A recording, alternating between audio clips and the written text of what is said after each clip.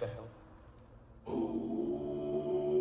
Hailing from Greek mythology and then later Roman mythology, the Cyclops were giant one-eyed creatures who can be distinguished in three groups. In Hesiod's theogony, they're the brothers Brontes, Steropus, and Argus, I think, who provided Zeus with his weapon, the thunderbolt. In Homer's Odyssey, they are an uncivilized group of shepherds, the brethren of Polyphemus encountered by Odysseus. Cyclopses were also famous as the builders of the Cyclopean walls of Mycenae and Tyrannus. For the sake of avoiding confusion, let's focus our attention to the Homeric Cyclopses. In an episode of Homer's Odyssey, the hero Odysseus encounters the Cyclops Polyphemus, the son of Poseidon, a one-eyed man-eating giant who lives with his fellow Cyclopses in a distant land. They live in the world of men rather than among the gods. Homeric Cyclopses are presented as uncivilized shepherds, savages, and have no regard for Zeus. They live solitary lives and have no government. They are said to be inhospitable to strangers, slaughtering and eating all who come to their land. The Fomorians are a supernatural race in Irish mythology, often portrayed as hostile and monstrous beings who come from under the sea or the earth. However, later they were portrayed as giants and sea raiders and enemies of Ireland's first settlers. They appear to have once been gods who represent the harmful or destructive powers of nature, personifications of chaos, darkness, death, blight, and drought. In Old and Middle Irish, the race is typically called the Fomor or Fomori, with an individual member being called a Fomor. They are often regarded as malevolent spirits dwelling underwater and in the nether regions of the earth, before later being portrayed as the aforementioned sea raiders. This was heavily influenced by the Viking raids on Ireland that were taking place during this time. Oftentimes they were depicted as having the body of a man and the head of a goat, and according to an 11th century book they are said to have one eye, one arm, and one leg. Coming in at 3, Titans. Hailing from Greek mythology, the Titans were the pre-Olympian gods. According to the theogony of Hesiod, they were the 12 children of the primordial parents Uranus and his mother Gaia, with 6 male Titans, Oceanus, Cous, Creus, Hyperion, Lapetus, and Cronus, and 6 female Titans called the Titanides. Cronus mated with his sister Rhea, and together they became the first generation of Olympians. Zeus and his 5 siblings Hestia, Demeter, Hera, Hades, and Poseidon. Descendants of the Titans are also called Titans. The Titans were also former gods, the generation of gods preceding the Olympians. They were ultimately overthrown as part of the Greek succession myth, which told how Cronus seized power from his father Uranus and ruled the cosmos with the Titans as his subordinates. Now Cronus and the Titans were in turn defeated and replaced as the ruling pantheon of gods by Zeus and the Olympians in a tenure referred to as the Titanomachy. As a result of the war, Cronus and the vanquished Titans were banished from the upper world, being held imprisoned under guard in Tartarus, although according to history some of these Titans were allowed to remain free. Coming in at 2, Fatchin. Hailing from Scottish folklore, the Fatchan or Fatchin is a monster or giant described by John Francis Campbell in popular tales of the West Highlands, as having a single eye in the middle of its face, a single hand protruding from its chest instead of arms, and a single leg emerging from its central axis. Not only that, but it has a single tuft of hair on the top of its head, which Campbell says, I quote, "It were easier to take a mountain from the root than to bend that tuft." Quite the tuft indeed. However, Campbell isn't the only writer to reference the giant. Douglas Hyde did so too in his collection of Irish folklore called Beside the Fires. I quote, "He held a very thick iron flay club in his skinny hand and 20 chains out of it, and 50 apples on each chain of them, and a great venomous spell on each great apple of them, and a girdle of the skins of deer and roebuck around the thing that was his body, and one eye in the forehead of his black-faced countenance, and one bare, hard, very hairy hand coming out of his chest, and one veiny, thick-soled leg supporting him, and a close, firm, dark blue mantle of twisted, hard, thick feathers protecting his body. And surely he was more like unto devil than to man." Now, though hailing from different countries, both descriptions seem to represent branches of a common Gaelic tradition. Finally, coming in at number 1, Caicus. Hailing from Roman mythology, Caicus, meaning bad, was a fire-breathing giant and the son of Vulcan. He was ultimately killed by Hercules after terrorizing the Aventine Apennine Hill before the founding of Rome. However, let's go back. Caecus lived in a cave in Italy on the future site of Rome. To survive, he feasted on the flesh of humans and would nail the heads of victims to the doors of his cave.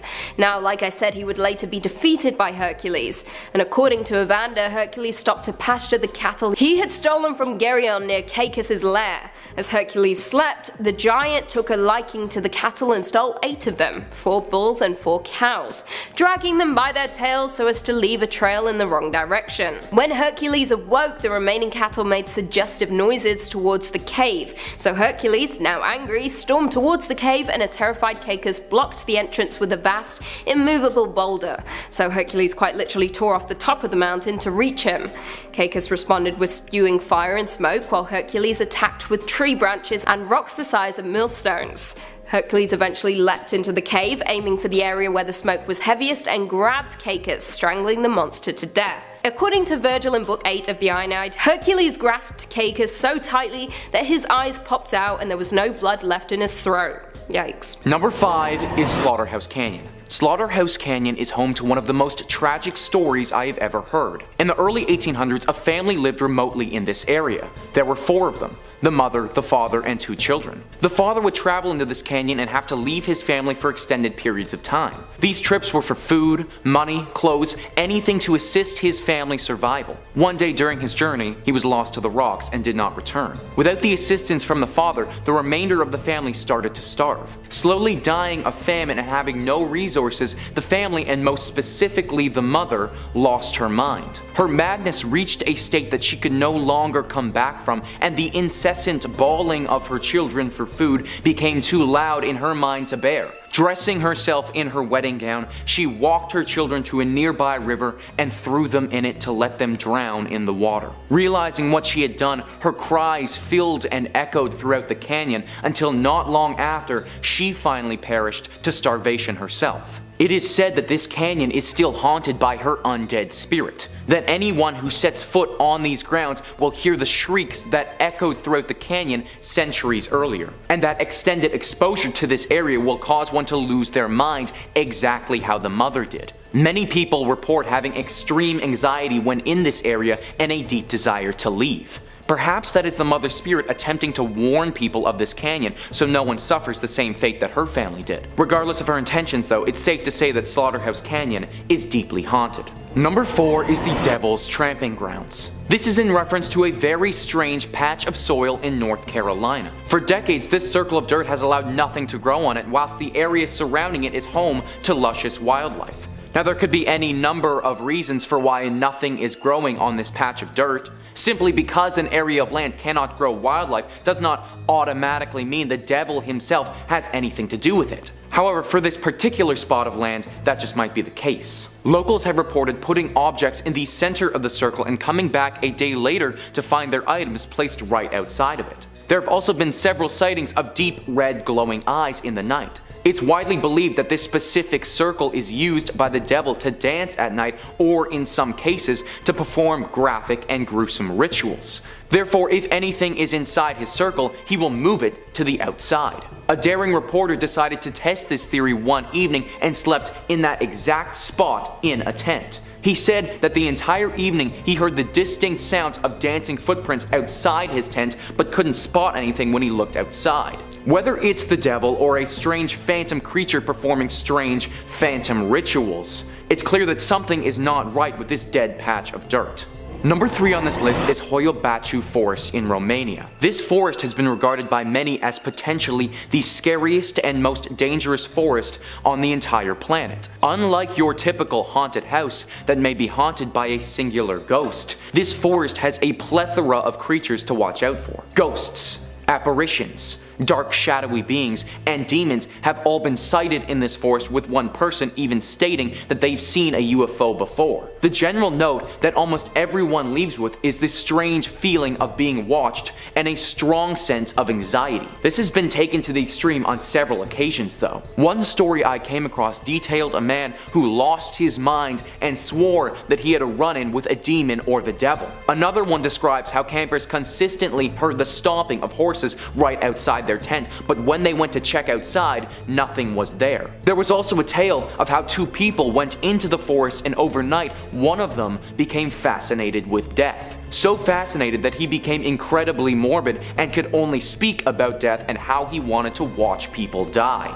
This forest started out as local Romanian folklore, but over the years has garnered some serious attention. The general consensus, though, is to stay away. Number 2 on our list is the haunted waters of Utah Lake. Utah Lake is a massive body of water that spans 150 square miles. Whilst it's undoubtedly home to a deluge of underwater critters, some of them don't come naturally. On the shores of Utah Lake are a collection of rocks, aptly named the Massacre rocks. It's said that hundreds of years ago, the area surrounding Utah Lake was occupied by Native Americans. During that period, there was a great famine that was affecting the people in this group. Therefore, mothers of newborn children, rather than subject their child to a life of harsh starvation where they would likely die anyways, were forced by the community to drown these babies in the water of Utah Lake by the Massacre rocks. It was through this tragedy that Utah Lake became haunted. Many locals of the area believe that the souls of these children still rest at the bottom of this lake to this day. It is undecided whether or not these souls have taken a physical and amphibious form or if they are simply ghostly apparitions. One thing is for certain though,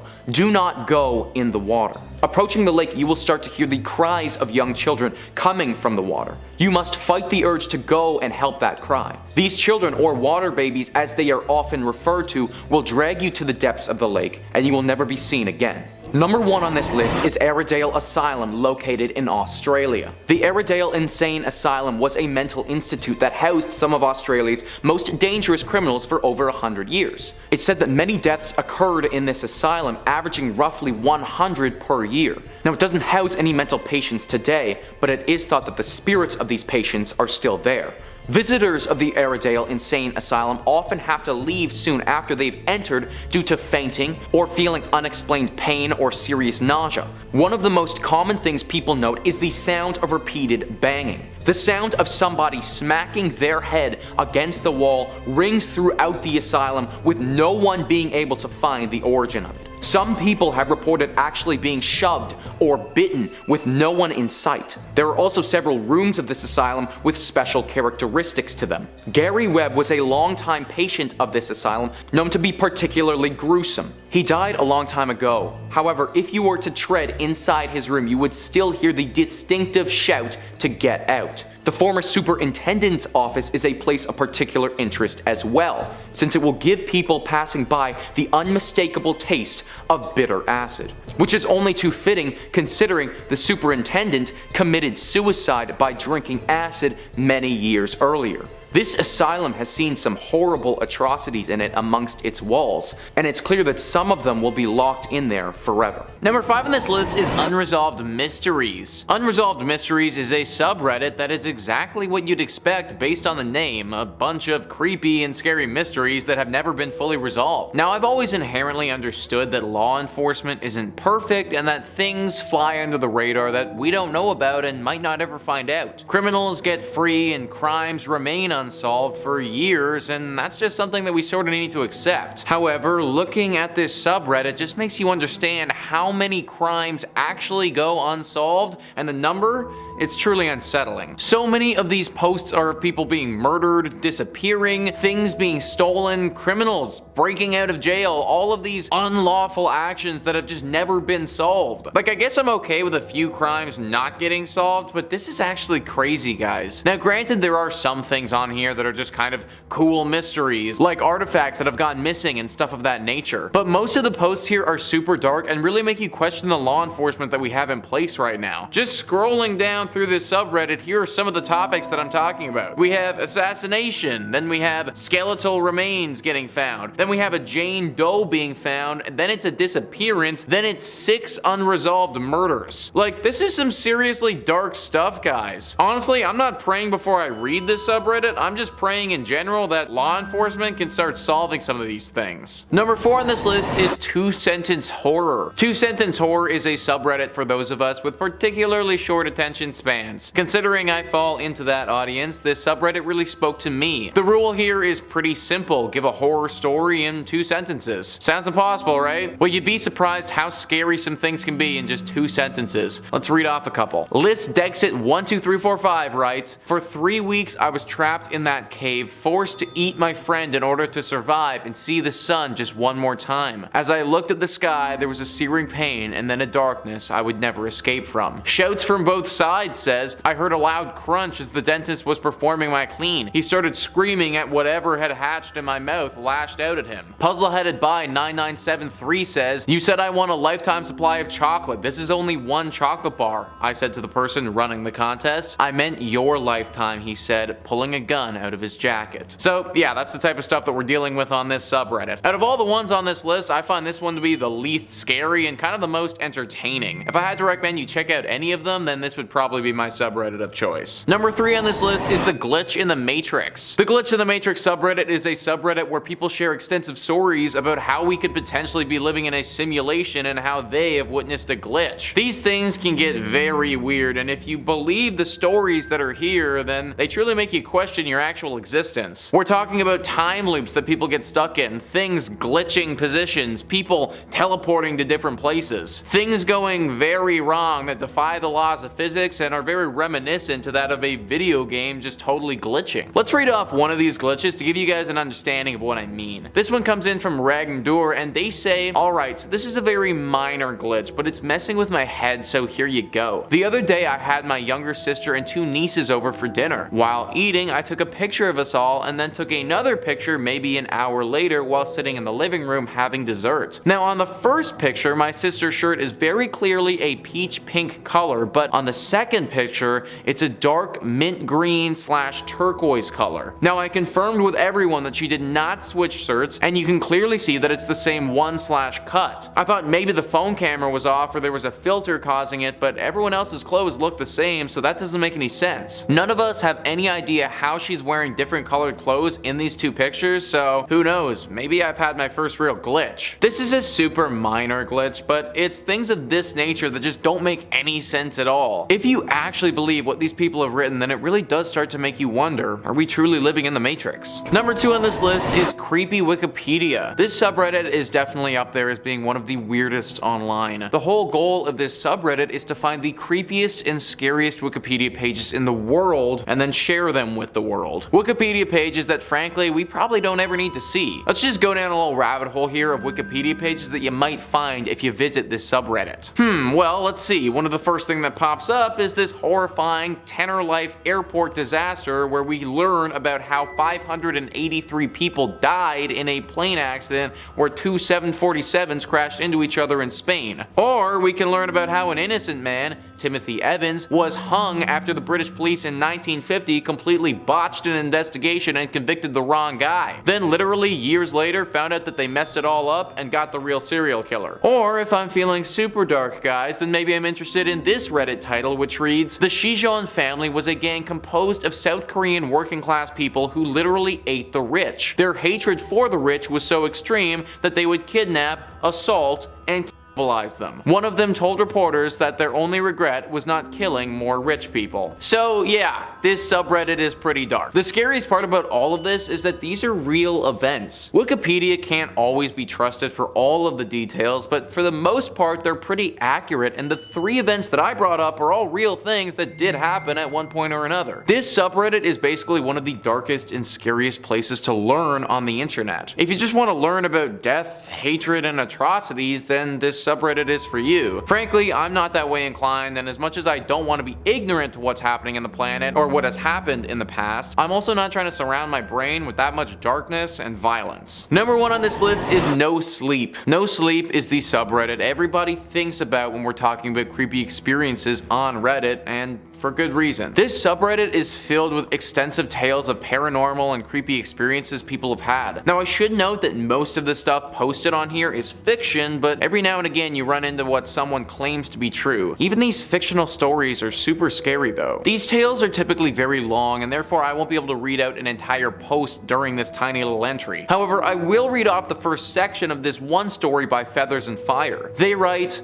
I lazily flick the last watched video away, a cat wearing a helmet fashioned out of a melon, and a live feed takes its place. It's dark, with torches or headlamps making almost a strobing effect in some crusty old building. Ghost hunters or something like that? Not my thing. I raise my finger to scroll again, but at the last second, something catches my eye that stops me dead. The camera pans past a black and white framed photograph on the wall. It's my grandparents on their wedding day. I sit stock still, watching intently as the camera moves forward. I would recognize that photo anywhere, having examined it countless times as a child visiting their farmhouse. It was my favorite picture out of any hanging on their walls. Now that story, as you can guess, probably doesn't end as a fun and warming tale of this person's grandpa and grandma. It was a very well written post for sure, and gets very dark and scary very soon. If you decide that you want to read the full thing, then just be aware that you may not be getting a ton of sleep tonight. Just a warning. In at number 5 we have Grateful Doe. After a fatal car crash in 1995, there was an unknown body found in the wreckage, and this John Doe was wearing a Grateful Dead band tee. People eventually forgot about the case and was deemed unsolvable. The Grateful Doe was an American man who was hitchhiking when he was picked up by 21-year-old Michael Hager, but unfortunately Hager had crashed his van into a tree, and the two men were killed in the accident on June 26, 1995 in Greensville County, Virginia. The unidentified hitchhiker was an American man estimated to be between the ages of 15 to 21 years old. He had brown eyes with long curly brown or dark blonde hair that had been dyed red. There was a star tattoo identified on his upper left arm, and he was found wearing a Grateful Dead t-shirt on as well. Investigators had found Grateful Dead tickets in the young man's pocket dating June 24th and 25th. Due to the severity of the lacerations on the unidentified victim's face, mortuary photographs were not released to the public, although a facial reconstruction was later released. In 2012, another facial reconstruction was created by the National Center for Missing and Exploited People. The man who had originally sold the tickets found in Callahan's pocket did not remember the person to whom he had sold them. At least 221 missing people were ruled out as possible identities of the victim. Investigators exhausted all of their resources, questioned everyone they could, and the case eventually went cold, and his body remained nameless until 2015. A woman by the name of Layla Betts, a Redditor and Grateful Dead fan, came across the case and began researching and posting what she had found online. The case soon went viral thanks to Layla, and she was soon contacted by one of the Doe's former roommates, who helped her put together pieces of the puzzle and tried to solve the case. Layla found out that Doe's real name was Jason Callahan, and finally this case was solved after so many years. Coming in at number 4 we have the Hotel ZaZa photo. In 2013, Reddit's internet detectives swarmed a subreddit for Houston, Texas, after a user by the username Joe Likes Music posted a mysterious thread asking insiders what the deal was with a bizarre hotel room at Hotel ZaZa. Right when you walk in, it's not a welcoming room with the sinister paintings hanging above the concrete floor, what looks like a two-way mirror next to a bed that was chained to the wall, and a portrait of Stanford Financial Group president Jay Como, overlooking the whole room. Joe Likes Music's work colleague had booked room 322 and was supposedly told that that certain room wasn't meant to be booked at all, and I can see why. Rather than just saying, oh, it's just a weird themed room, the internet did what it does best and speculated wildly about the contents of the room. Some commenters thought the room numbers corresponded to the Skull and Bones secret society, while others assumed that the whole thing was a marketing scam. Vice got wind of this story and tracked down someone from the hotel to get these Redditors' questions about this creepy hotel room finally answered. Cryer Coots, the Houston hotel's head of e-marketing, brought light to some unanswered questions about the themed rooms and weird paintings. Coots stated that, like the other themed rooms ZaZa pride itself on, the Hard Times room is just a kooky take on yet another theme, jail. Coots also said the ZaZa collection started in Dallas, where our first property was built 10 years ago. Our owners and president were really the visionaries and pioneers behind concept suites, so when the Hotel ZaZa Houston opened a few years later, they continued with the same conceptual design. Vice had brought up the theories about the odd 322 room, and Coots states the building was built almost 100 years ago, so when ZaZa came in they wanted to use the existing structure. They didn't want to manipulate anything for design purposes. As a result, there are a couple of rooms throughout the property that are more compact. For 322, the idea was just to take a fun, unique spin on a jailhouse experience. So it has an exposed brick wall and a bed hanging from the wall with chains. It's just a fun way to decorate a small space. So there you have it, another mystery solved by Reddit users and internet sleuths. In at number 3 we have 11BX1371. In early 2015, a dark and mysterious video popped up on YouTube, and a Swedish tech blog that created a web mystery and Reddit users wanted to solve this odd discovery. This video was in black and white and 2 minutes in length. It depicts a person wearing what appears to be a plague doctor costume, walking and standing around an abandoned building with a forest visible through the former windows opening in the wall behind it. This creepy video was also accompanied by a soundtrack of loud buzzing noise, and the masked figure holds up a hand with an irregularly blinking light. The film did not have any credits or any claims to ownership, and also contained many commonly used ciphers and encryption messages found hidden in the video and its sound spectrogram, as well as images of tortured and mutilated people. This creepy video soon went viral, and Reddit users started to try and figure out more about this mysterious video. Most of the messages were decoded by participants in an ongoing Reddit thread, and the images sourced to notable murder investigations such as the Boston Strangler. These videos have been interpreted as implying a threat of bioterrorism against the United States, although it has also been speculated that the video is in reality a prank, a viral marketing stunt for an upcoming film or video game, or even a student film. Many were trying to find the origin and creator of this odd film, and it was found that John Erik Kreibleichler, the founding editor of the Swedish tech blog Gadget ZaZa, received a DVD in the mail of this mysterious video on it, and when he couldn't decode the video, he posted it in his blog. John Erik wasn't the first to make this video public. Internet sleuths soon found a user account identified as AETBK who had posted it to YouTube. The account only posts on the site. When this video gained traction, this AETBK was identified as Daniel from Spain, and he claims that he was sent this video from a woman he didn't know who told him that she had found it on a park bench. Another earlier version of the video was found posted on the paranormal website 4chan. 3 months after it was released and the most of the hype died down, a guy named Parker Warner Wright spoke to the Daily Dot claiming how he was the guy who created the video. The Daily Dot published an interview with Wright. He told reporter Mike Weiner that he was a US citizen who lives in Poland, and that the videos were meant as an art project. After finishing the video in May 2015, he had left 3 copies, 2 on discs in a subway and park in Poland, and the last one posted to 4chan. Without these curious Reddit users, this mystery may have stayed unsolved, and the true origin of the video would never have been known. In at number 2 we have WebDriver Torso. In 2014, online sleuths noticed that a YouTube account called WebDriver Torso was uploading with insane regularity, yet none of the videos seemed to make sense. The videos were varied in lengths and consisted with a lot of beeping. Theories about the channel's purpose varied wildly, with some even speculating that it was a government sending encrypted messages for the sake of espionage. However, a now deleted Reddit account had gotten to the bottom of the mystery, linking the channel to YouTube's parent company Google.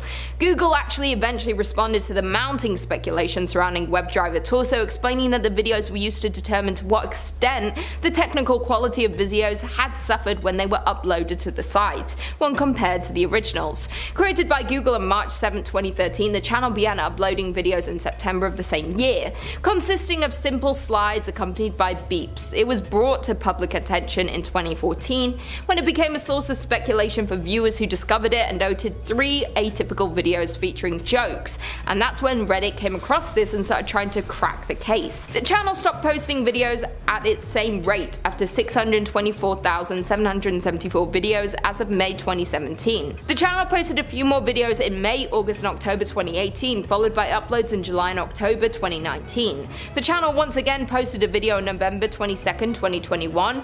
Also, if you search WebDriver Torso into Google, the logo will begin behaving in an odd and mysterious shape-shifting manner. Now that the Reddit thread is deleted, leaves mystery in what Google was really trying to do with these videos, or if there really is a true sinister reason for these videos. In at number 1 we have the identity of the Strongsville skeleton. Back in February of 1975, 3 boys exploring the local woods in Strongsville, Ohio came across a skeleton and immediately contacted local authorities. The police were only able to determine that the cause of death was a gunshot gunshot wound to the head and that the body belonged to a white woman around the age of 20, but nothing more was known about this Jane Doe. After the case went cold in 2015, an amateur genealogy researcher was searching through cemetery records in Cleveland when she discovered a listing for unknown white female bones. The woman named Christina Skates began investigating the case herself and uploaded her findings to r/Unsolved Mysteries and another online forum called Web Sleuths. From there, an artist named Carl Koppelman created a reconstruction of what the deceased woman may have looked like based on images he had seen of the skull.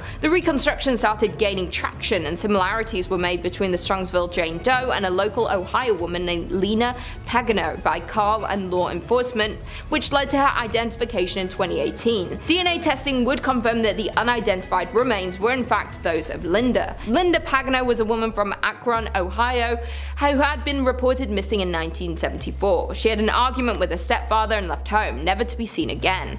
Thanks to Reddit and Web Sleuths, this case was solved and the Jane Doe was finally identified and the case could finally be closed after more than 40 years. Coming in at number 5 today is going to be Fire in the Sky, a 1993 horror biopic. There's not many horror biopics out there. Based around the wild alien abduction of Travis Walton in the late 70s. If you're a Top 5 Scary super fan, and I hope you are, you might recognize that I've talked about Travis Walton a few times on the channel, mostly because it's one of the most infamous and well-documented stories about alien abduction, and very directly inspired a movie. In 1975, Travis Walton was working as a logger on an otherwise unmemorable day with 6 other loggers driving around in the forest when they all saw something incredibly bright shining at them through the treetops. One of the men claimed that it looked like a flattened disc, a flying saucer of sorts. And Walton stepped out of the bed of the truck to investigate and was struck by some invisible force that knocked him backwards, which caused the rest of the crew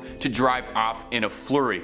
Some friends just leave you there. When the crew returned, Walton had vanished and awoke, and he thought that he'd been taken to a hospital because he remembered finding himself in a blindingly bright room and could hear people moving around him, but it wasn't until he got a good look at his doctors that he realized something wasn't right. Because his doctors were 3 feet tall with brown quarter-sized pupils, marshmallow-like skin. Walton freaked out, obviously, as I think most of us would do, and was restrained by his captors. He tried to fight them off, but was greeted by a tall creature that he said resembled a humanoid, but was masked by an intimidating Darth Vader-like helmet. Maybe he's just a big fan. The masked creature took Walton and escorted him into an operating room, put a translucent mask over his face, and Walton drifted out of consciousness, unsure if anything was real. He claims the next thing he remembers is walking alongside a highway as if nothing ever happened. He found his way to a phone, called his brother-in-law, who panicked asking what had happened, because it turned out that Walton had been gone for 5 days. Search parties had formed, sent dogs, helicopters, the whole 9 yards, but nobody could find where he was. As if he just blinked out of existence. And then blinked right back. Travis swore what happened to him was a real abduction and has gone on the record many times, maintained his story since that fateful week in 1975 that he was telling the truth. And if you're listening to all that and you think that story sounds really interesting and they should make a movie about it, well, do I have a movie for you. It's called Fire in the Sky. It was in 1993. I haven't seen it, otherwise I'd give you more trivia, but I bet it's pretty good. And if you're looking for more trivia about horror movies that I have seen, well, you can watch the rest of this video, but you can also click through on Top 5 Scary, where we've got loads and loads of horror movie content and pretty much just anything scary you can think of. We got videos on aliens, ghouls, goblins, Frankensteins, true crimes, all of it. Hit subscribe, make sure you hit that little bell as well, but do that at the end of this video because I got 4 more movies coming up for you. Number 4, The Hills Have Eyes. Wes Craven is a master of horror and frequently was inspired by headlines, stories, and the world around him for his terrifying horror movies. Don't be too surprised if this isn't the only mention of Wes Craven on this list. Spoiler alert, it's not. Now, one of Craven's most iconic movies is the original Hills Have Eyes, a terrifying 1977 film about a family that becomes stranded in the Nevada desert and are savagely attacked by a group of brutal raiders who've got a real taste for human flesh. Now, the film was intended to be a commentary on how even in civilized parts of the world, humans can denigrate to unfathomable violence and cruelty, and was largely inspired by a folk tale of a clan of Scottish people-eaters led by one Sawney Bean. The Bean clan lived up in Scotland sometime between the 1500s and the 1600s, and the family is thought to have killed hundreds of people in their time to cook and eat them. Now, there is no definitive indisputable proof of the Bean Clan existing, but several recounts and folklore have persisted about them, causing a good deal of historical speculation. Story goes that Sawney Bean was born to ditch diggers and left home with a vicious woman named Black Agnes Douglas, who shared his violent tendencies. They fell smitten with each other and in a true romance produced 6 daughters, 8 sons, 14 granddaughters, and 18 grandsons, with their clan descending rather rapidly into inbreeding. Hey, the family that eats people stays together. Sunday dinners are important. The Bean Clan would lay careful ambushes at night to rob and kill individuals, where they would then bring the bodies back to their cave to and pickle so they could save their leftovers for later. I don't know why, but that makes it worse for me. It's one thing to do that to a person, but to pickle their remains is just too far. After militias were rounded up to crack down on the cookout, eventually this gathered the attention of a king, thought to be James VI, who rounded up soldiers to clear out the Bean Clan's cave. Now, tales differ slightly here, but it's thought that when they were found, the Bean Clan was summarily executed without trial, thinking they weren't fit to stand one. It's really not much of a leap to see how a clan of outcast, isolated, inbred peasants capturing, killing, and eating people inspired the horrific family in the Hills Have Eyes. Now, I feel like I gotta take a shower or something. After talking about a disgusting family of inbred hillbillies eating human flesh, I feel like we should talk about, I don't know, maybe a slightly more upbeat horror movie, if there is one. Number 3, the Texas Chainsaw Massacre. I didn't format this list very well because this is also a movie about a clan of inbred hillbilly killer people eaters. Wow, that rolls off the tongue. The original Texas Chainsaw is one of my favorite horror movies of all time. You can see I'm getting a little bit too excited talking about it. There's a little bounce in my step when I talk about Leatherface. It's gut-wrenchingly horrifying in a way that the sequels were just never able to capture. And despite its larger-than-life, terrifying premise, the movie is very grounded and directed in such a grisly style that it seems more like evidence than a movie. It seems like something truly happened to a bunch of hapless tourists. While the whole Sawyer clan are vile, it's Leatherface that dominates your attention, the wretched butcher of the family, clad in human skin, wielding a chainsaw behind dead, broken eyes, a scared, mentally feeble man doing what his parents want. Leatherface is one of the most terrifying horror movie icons ever, and he was based on a real man. Leatherface is inspired by the real-life butcher of Plainsville, Ed Gein, who is an infamous criminal who lived in Wisconsin on an isolated farmstead with his domineering mother. After his mother passed, Gein's mental state deteriorated very poorly, and he began robbing graves to satisfy his desires. Now,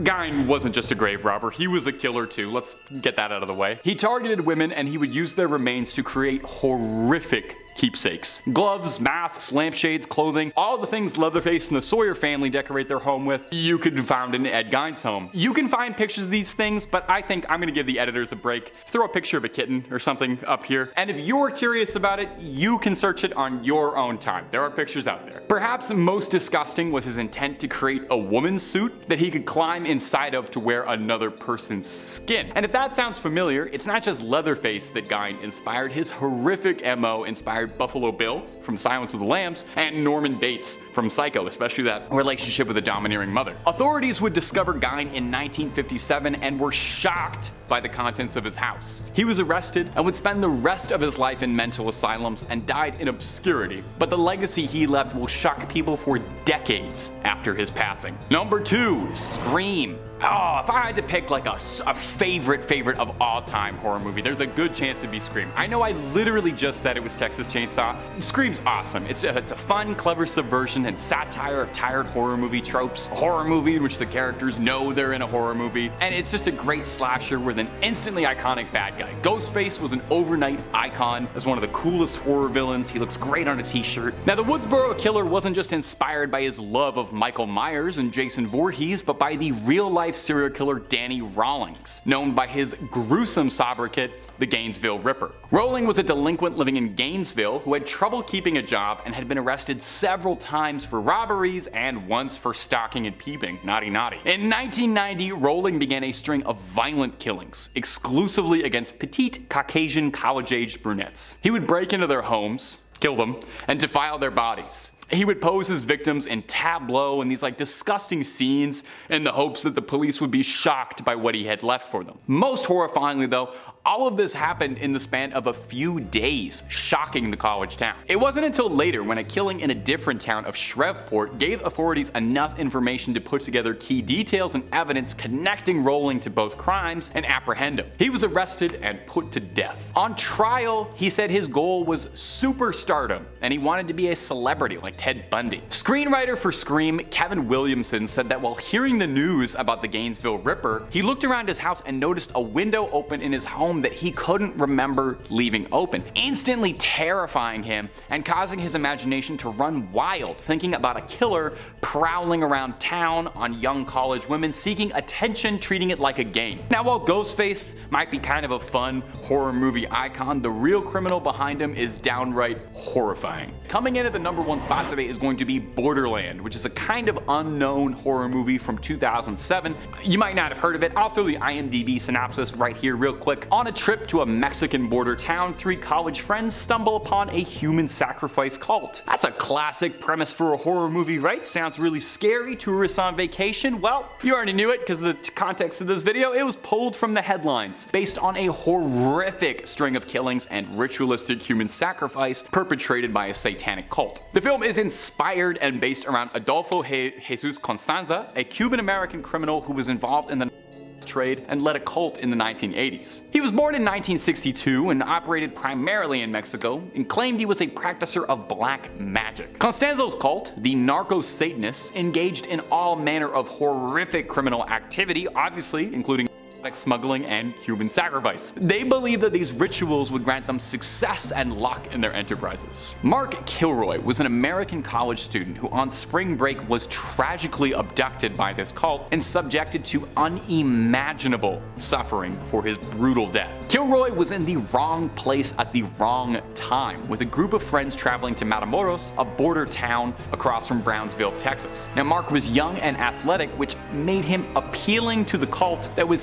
seeking out these traits for their sacrifices. He was captured, taken to a remote ranch, killed ritualistically, and discovered in a mass grave alongside other victims. The case was shocking, and it's this horrific glimpse into the darkest recesses of reality that inspired the film Borderland, reminding us sometimes that we really can't write anything scarier than what humans get up to on their own. Number 5 on this list is the El Culebron. I'd never heard of this legend before, and I have to admit that it's pretty cool.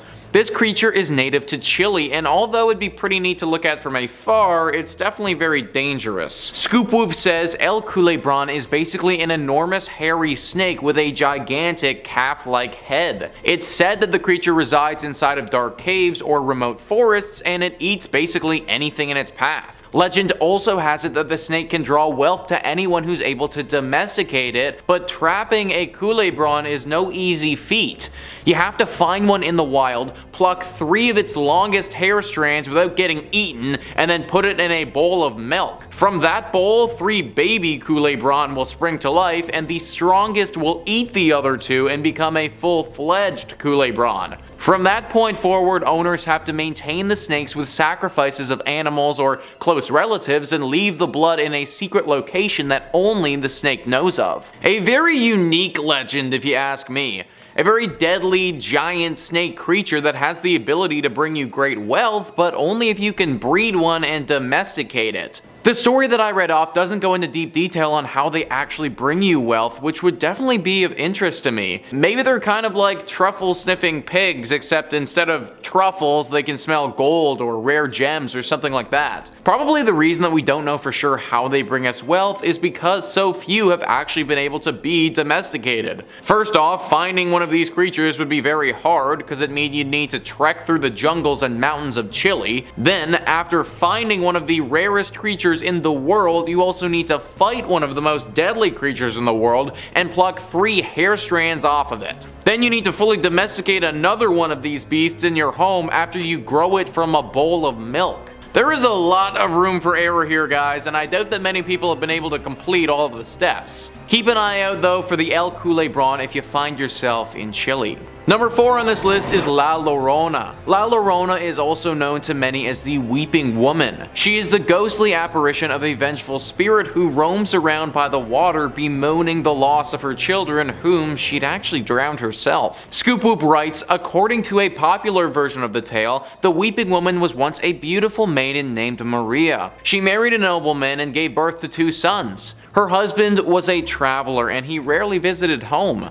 During their time apart, his feelings for her began to dull, but her husband still loved his sons and gave them all the attention that he left his wife bereft of. Once when he was in town, she caught him with a younger woman. Enraged, she took her sons to Santa Fe River and drowned them. She also was found dead on the riverbank a few days later, the cause of which remained unknown. It's said that when she reached heaven, she was denied entry until she found the souls of her sons. Thus, she wanders the earth looking to reclaim their souls. Dressed in a white gown and mourning for her sons, La Llorona takes lost and abandoned children and drowns them in hopes of recovering souls that will allow her entry into the afterlife. What an absolutely horrible woman. Clearly killing her own children really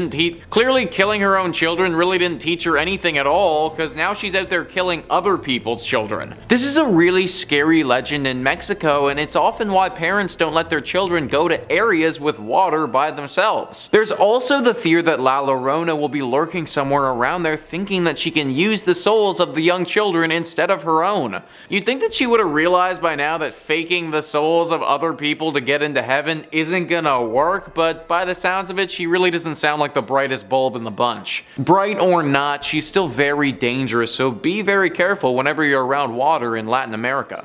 Number 3 on this list is La Ciguepa. La Ciguepa are interesting mythical creatures that are located in the Dominican Republic. They can be found in forests and around the rivers and lakes of the country. At first glance, they may look like a woman with long hair. However, upon closer inspection, one will see very unique characteristics. Their backwards facing feet. That's right guys, their feet actually face towards their own body, and this is one of the main differences between this creature and your standard human. Many people haven't paid close enough attention to this detail, and because of that have been tricked into thinking that this is an actual woman. A fatal mistake if one of these things decides that you'd make for some good prey. The typical target of this creature are men that find themselves exploring the forest. These creatures are said to be incredibly smart and can often outwit the people that they run into. Also, rather surprisingly, their backwards feet make them run very fast, so even if you do catch on to this creature's intentions, running away would be very hard to do. The earliest mention of this creature was back in 1866, and since then there have been many stories written about these creatures.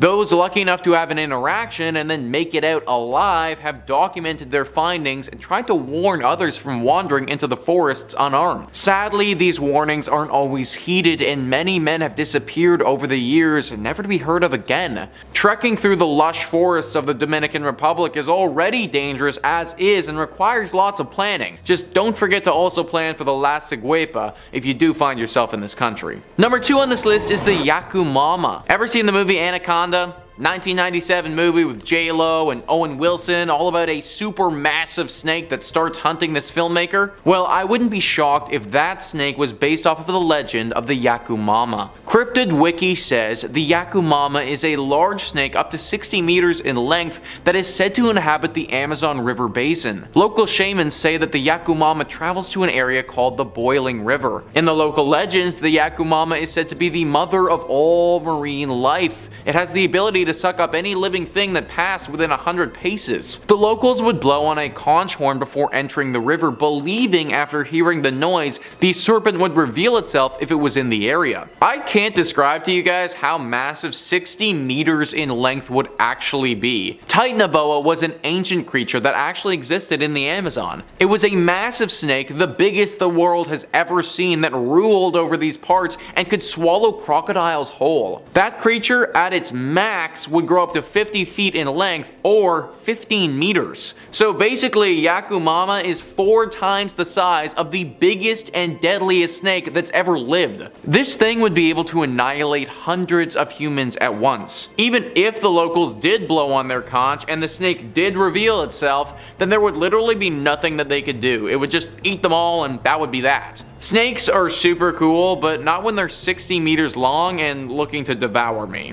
Number 1 on this list is the Puchin. Puchin are very dangerous and deadly beasts and should not be underestimated under any circumstances. Cryptid Wiki says, the Puchin, a creature from the Mapuche mythology and Chilote mythology pertaining to southern Chile, was a feared shapeshifter which could instantly change into anything. It's often been described as a gigantic flying snake that produced strange whistling sounds, while its gaze could paralyze an intended victim and permit it to suck its blood. It's often been reported as sucking blood from sheep. The creature can be eliminated by a maki. So maki, in case you aren't familiar, are medicine women, and they're believed to be the only people capable of defeating this beast. Meaning that you could be the strongest warrior in the world, you could have taken down beasts and enemies in the hundreds before, but you would still fall to the Puchin if you weren't a maki. It's extremely hard to kill something if you can't even look at it, and that's what this is like. Similar to Medusa in the way that it can paralyze you if you look at it, fighting this beast is near impossible. Aside from its ability to paralyze people, it's also extremely fast, extremely strong, it can fly, and it can also shapeshift into other dangerous creatures. Pray that you never run into this creature, because it will assuredly be the last thing that you ever do. In at number 5 we have Anga B. The Anga B is considered to be the Vietnamese version of the boogeyman and is said to have originated in the 17th century. The story of the boogeyman is told throughout the world in many different ways, but in Vietnam it's the Anga B that brings fear to children, and parents use it to scare their children into behaving. Many parents in Vietnam threaten their children saying things like "stop crying" or "Anga B will come and take you," or "eat your broccoli or I'll call Anga B." The boogeyman in general doesn't have any specific appearance, and conceptions vary drastically by household and culture. But the Anga B is described as an old, rugged man carrying 3 sacks, has 12 eyes, and he likes to kidnap naughty children using and putting them into his sack. When looking at the personality traits of the boogeyman, they are divided into 3 categories. One being the kind that punishes misbehaved children, the kind that are more prone to violence, and the kind that protect the innocent. They all relate in the same way, being that they all exist to teach young children lessons. And that's why the boogeyman is directly related to Anga B, because they are both there to frighten children with punishment and to steal them at night and sometimes even eat them. The Anga B only ever comes at night and only kidnaps the children who are misbehaving and not listening to their parents. This so-called mythical creature is said to be invented by parents in order to scare children when they are disobedient and scaring them into having good behavior. Another account says that it was invented based on events happening in the 17th century when starvation ran rapid through Vietnam, and it drove many people into kidnapping children to sell for food, and the Anga B is based on those events. Whichever the case, many know these tales regardless of where you're from, and the story of Anga B is told by parents to children to this day and is a very fearsome figure to children in Vietnam. Coming in at number 4 we have Ma Da. Children living in areas close to the river are warned about Ma Da, which are vengeful spirits who lurk in bodies of water. They're believed to be the souls of drowned victims that tend to have a childlike appearance, and they manifest as bloated corpses with weeds for hair. It's believed these souls died in torment and they cannot find peace and can only be reincarnated if there is another to take their place. The Ma Da roam in lakes and rivers waiting to drag down unsuspecting swimmers,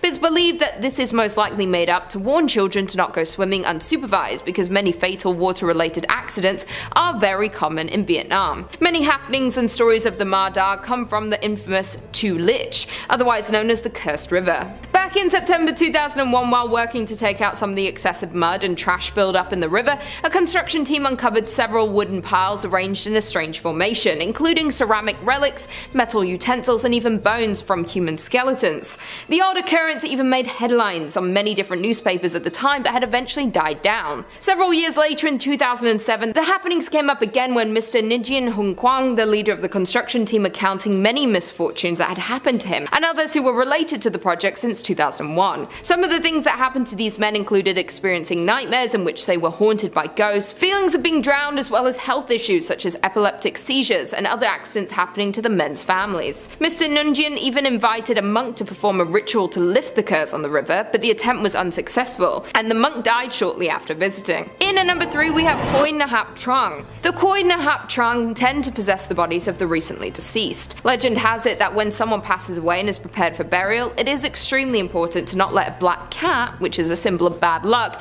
leap over the coffin. If that does happen, then the body of the deceased will be infested by evil spirits, which then turns into Coap Trang and chases the living. Other stories claim Coap Trang are spirits of the dead who prey on the frail, dying people seeking to consume their souls and steal their bodies so they can indulge in earthly pleasures. Older victims are much easier to manipulate and possess, and they are close enough to death even when they do end up passing away. The Coap Trang stays in their bodies and can live on in that body, enjoy their life on earth. When it inhabits the elderly, they seem to appear reinvigorated but also start to act strangely. Some of the weird things these revived humans do are they ask for lots of food, and very specific foods to feed on, like raw blood and even living animals. These odd behaviors are mistaken for signs of recovery, which why Coap Trang can live among the living normally for a few days or even weeks before people start noticing the strange behavior. Obviously, this person is already dead and their body is taken over and possessed by this demon, and the only way for the Coap Trang to exit the body is by an exorcism,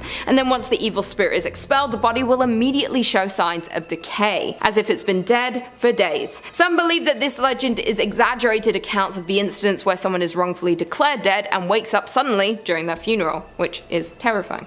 In at number 2, Marle. Marle is said to be one of the most terrifying creatures in the Vietnamese folklore. By daytime they are said to walk among us disguised as women, usually looking young, very beautiful, and often appearing tired.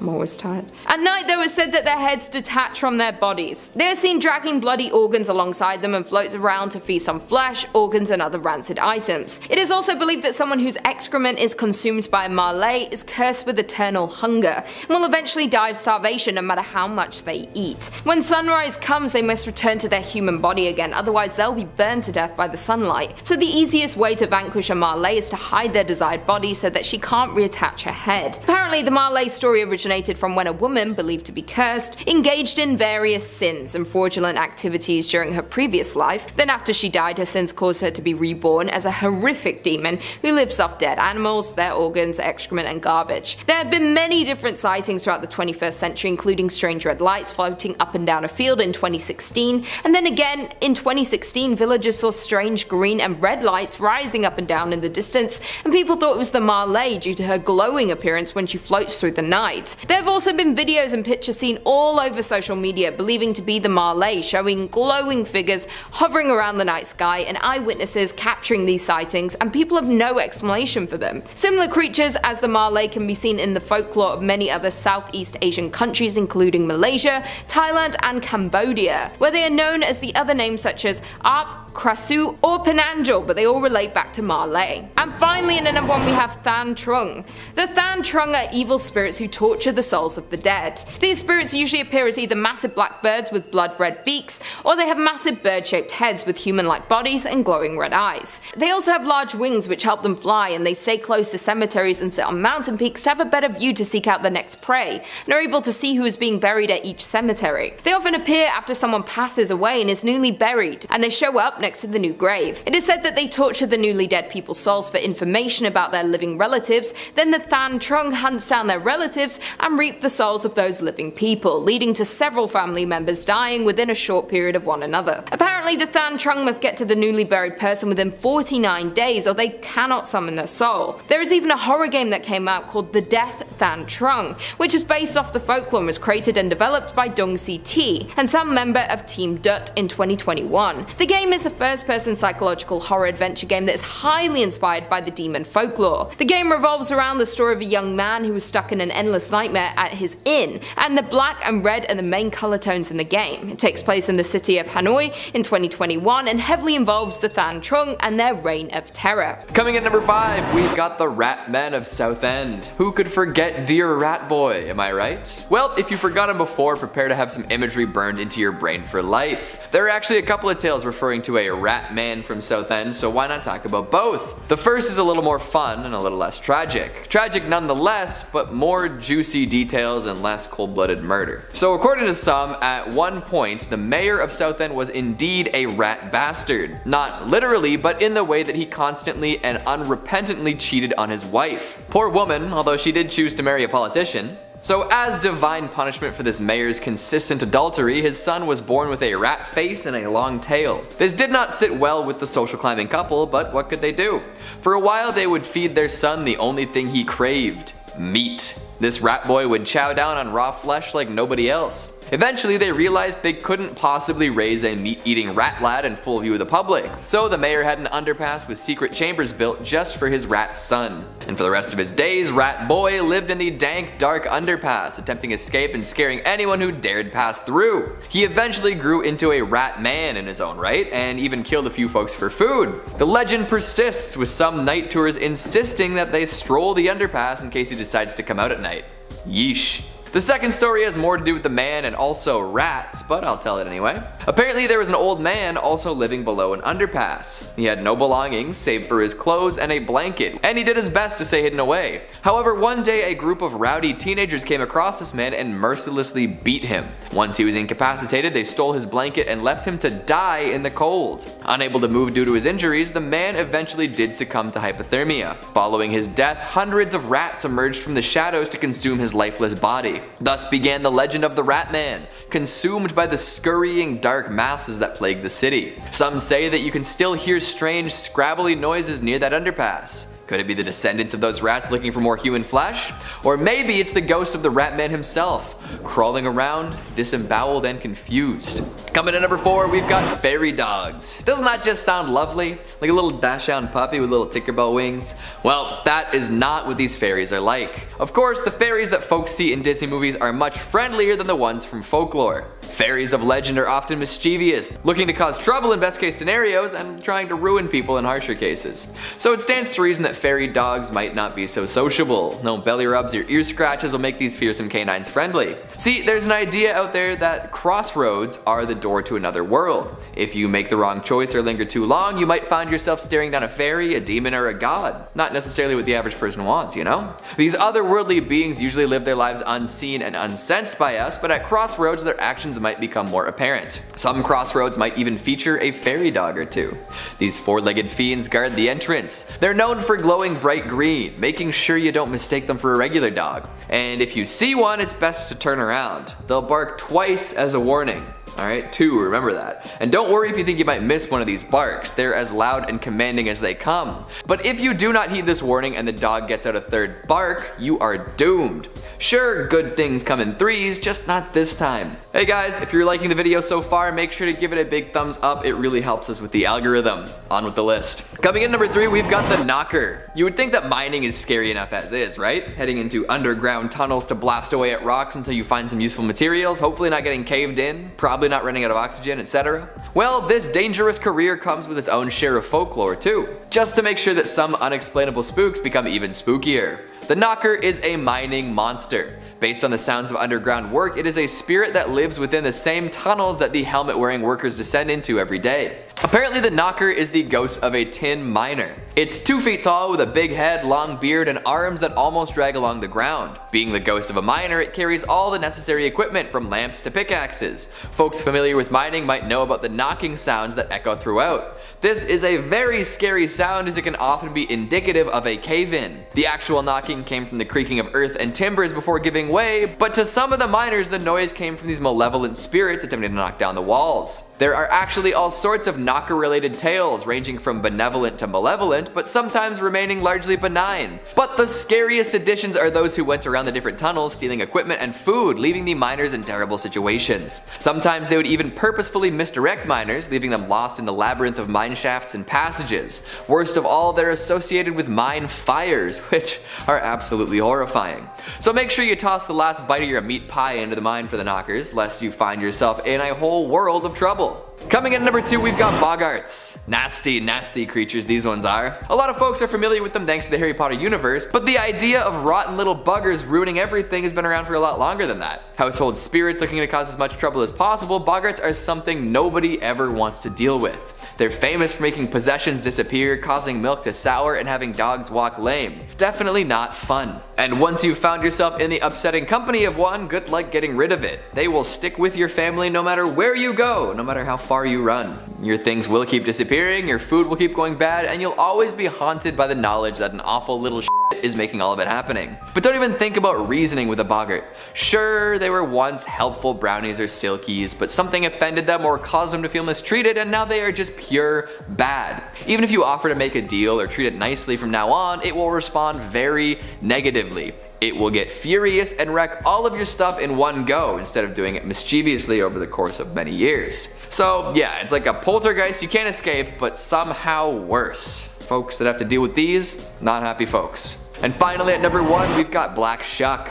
We've talked about fairy dogs earlier, but that was just the beginning. This is the true terror dog, the big, brutal bad boy, the canine carnivore fueled by carnage, a hate-eyed and vengeful black dog full of rage and malice. There are all sorts of variants based on where you are, from the Gargess to the Guy Trash to the Padfoot, but the best known is Black Shuck. See it and you are out of luck. This thing is the embodiment of Satan. Wherever it goes, destruction follows. A harbinger of doom with blazing red eyes. If you see one, you are supposed to hide or make sure not to look at it. If you neglect to avert your gaze, your luck will get so bad that you die within the year. Holy smokes, right? There's one tale from a Suffolk church that tells of a Black Shuck visit during 1577. The enormous dog came running in, killed a man and a boy, and caused the steeple to collapse through the roof. It then left in a hurry, leaving dark scorch marks on the door. And that was just one little tale. Even if you're a dog person, you do not want to run into one of these. Something tells me that a treat won't smooth things over. In 5th place, time to visit a haunted house. Our lovely narrator Claire was familiar with the family, with her mom having taught the would-be clients in preschool, and was asked to cover a shift whenever the regular sitter was unavailable. Over the course of one evening in particular, 4 odd things happened. Let's count them down, shall we? First, the boys were pulling out food for dinner, and they set a container of salsa on the counter. Minutes later, while prepping food, the container burst and sent salsa flying all across the room, all over the walls, the cabinets, and the fridge. Odd, but Claire assumed it was just kind of old and some gas had built up in the container. I can't imagine that was fun to clean. Well, while she was cleaning it and the boys were in the kitchen helping her, they all heard a loud thud in the living room. Rushing as a group into the other room, they saw that 2 framed photos on opposite walls had fallen to the floor at the same time. Neither of them appeared damaged, but they both landed right on the floor. Claire propped them up against the walls, but left them alone. Weird. Later, when the entire posse was upstairs, Claire was waiting in the hallway while the boys took turns in the bathroom taking their evening showers, and suddenly she heard a weird dinging sound. She walked down the hallway and noticed that the computer in the study was turning on and off and making all sorts of weird noises. Sure, there are explanations for that, but after all the other events, Claire was very much on edge, and rightfully so. She finally got the boys to bed and went downstairs to watch TV for the rest of the time until the parents got home. As she was sitting in the living room, trying to relax her racing brain, she heard footsteps upstairs. And that's number 4. Assuming the boys had gotten up, she tiptoed upstairs to check. Their bedroom door was closed, and when she peeked inside, both boys were fast asleep in their beds. Claire went back downstairs, and within minutes, she heard the creaking yet again. The boys never called out to her, and there wasn't any noise besides that. She didn't report anything else weird happening, but I would recommend a deep spiritual cleanse of the house if I were that family. Just my 2 cents. In 4th place, we have a case of moving dolls. As someone who collects creepy dolls, this story definitely intrigued me from the get-go. Here's the thing with dolls with a personality, okay? They have to be treated with respect, carefully preserved, and be in a quasi-emotionally stable environment, or else weird things are, they're gonna happen. Don't worry, I promise a video on my personal creepy doll collection is coming soon. I'm just waiting on one of them to be ready to take a day trip to be on camera. It's a whole thing, but we respect boundaries. Where was I again? Oh, right. Poor Ashley. She arrived at the Lanford house one night, ready for what she thought was a typical babysitting evening. Upon encountering Sarah, mother of Kelly, she realized that poor Kelly was indexed within an inch of her life. Sarah had prepared a thoroughly detailed binder of everything Ashley would ever need to know about Kelly, and more. From a tab explicitly spelling out Kelly's allergies, to her every phobia, each show she was allowed to watch on TV and when they'd be on, and more. It took a while for Ashley to scoot Sarah out the door, but when she did, Ashley breathed a sigh of relief, wondering if the night was going to be an easy evening, or what the heck had she gotten herself into. Going through the binder herself, she observed that it was indeed supper time, in accordance with the minute-accurate schedule, and began following the precise instructions, prepping the water pot to boil. I would never be able to follow a minute schedule. No, thank you. While she waited for the water to, do its thing, Kelly offered to introduce her to the dolls that were in the living room, and Ashley happily accepted, hoping to figure out if the ward was genuinely neurotic or just a poor victim of extreme helicopter parenting. Kelly introduced Ashley to each doll in great detail, and then began to act out scenarios, pretending as if the dolls were alive and out to hurt her. Now look, I'm not gonna pretend I was a normal kid, but I don't think I put my Barbies in a scenario to end my life. I'm thinking, Yeah, I don't think so. Poor Ashley ran for the binder, flipping through the phobia and usual behavior sections in an attempt to see if there was a way to placate the situation, when suddenly, Kelly stopped, as if nothing had happened. Ashley tried prompting her, seeing what had taken over, but nothing. By this point, the pot in the kitchen had finally reached a boil, and Ashley turned her attention to making dinner, hoping that sticking to the schedule would avoid any further weird behavior. After supper was over, and Kelly was watching one of the pre-approved shows on the list, Ashley noticed that some of the dolls that were previously in the display case had disappeared, and she couldn't find them anywhere in the house. Kelly hadn't left the first floor of the home while Ashley was making dinner, so she couldn't have just run off with them. She tried to shrug it off, but the weird thoughts continued to plague her mind, and rightfully so. It wasn't until later, when the duo was upstairs, that Ashley found one of the dolls hanging upside down from a painting that was way too tall for Kelly to reach anyway, and parts of another throughout Kelly's room while trying to put her to sleep. Ashley was thoroughly terrified at this point, and yeah, ditto, and when Sarah arrived home, bolted from the house as quickly as she could. The next morning, she woke up at home in her own bed with the last of the missing dolls next to her. She mailed it back with no return address and refused to ever enter the Lanford home ever again. In third place, we have a Scream knockoff. While Taylor was in her last year of university, she was determined to make extra money and decided to post ads online for babysitting and dog walking services, adding photos of herself and her phone number in an attempt to appear as legitimate as possible. Roughly an hour after finalizing her posting, Taylor was cooking herself dinner and heard her cell phone ringing from where she left it in her upstairs bedroom. Sadly, she couldn't retrieve it immediately since, she was handling a lot of hot pans, so she let it ring out. A few minutes later, it began to ring again, and when she didn't retrieve that call either, whoever it was called back, and repeatedly until she was finally able to leave her pans and bolt upstairs to answer it. When she picked up, all that she could hear was heavy breathing, so after she didn't get a reply, she hung up, but the phone rang again the moment she put it down. Annoyed by this point, and I would be too, Taylor picked up once again, this time finally encountering a male voice. The conversation began normally, so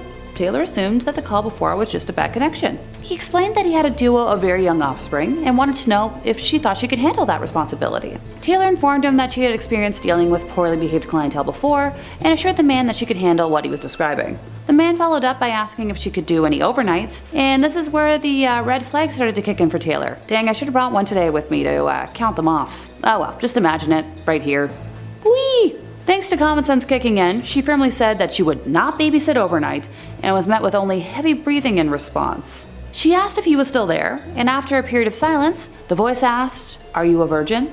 Taylor, completely stunned, hung up the phone immediately. The phone kept ringing non-stop for the next hour. The awful man had withheld his number, so she couldn't specifically block that number at first, but then eventually found the function to block withheld numbers on her phone, did it, deleted her number from the ad site, and went on to message every other person on there in her local area with a babysitting ad to warn them, finding out that this caller was a common annoyance or rite of passage to those who had listed their numbers. Poor Taylor was so scared that she was jumping at every shadow for the rest of the evening. In second place, we have the end of a life. Sheila Schrock was a teenage orphan who lived with her older brother in Birmingham, Michigan, an attractive and affluent community. Sheila was babysitting in an upstairs room of a house at 1772 Villa Street early in the evening of January 19th of 1976 when she was surprised by a man who had just come from breaking into 3 other houses in the neighborhood, holding a pry bar and a screwdriver. Her assailant, described by a witness as a thin young white male, somewhere between the ages of 18 to 25, around 5'10" or 6 feet, with a sparse beard, prominent nose, pointed chin,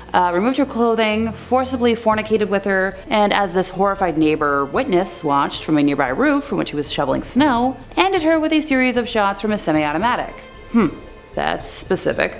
Allegedly, the attacker looted the home, making off with a firearm, jewelry, and blended in with the crowd on the street to escape. The eyewitness described the vehicle as a 1967 Cadillac, and even with all this detailing, he has never been apprehended. Poor Sheila. Like, that is such a specific remembrance of somebody's face, and even with all that, you can't apprehend him? Dang.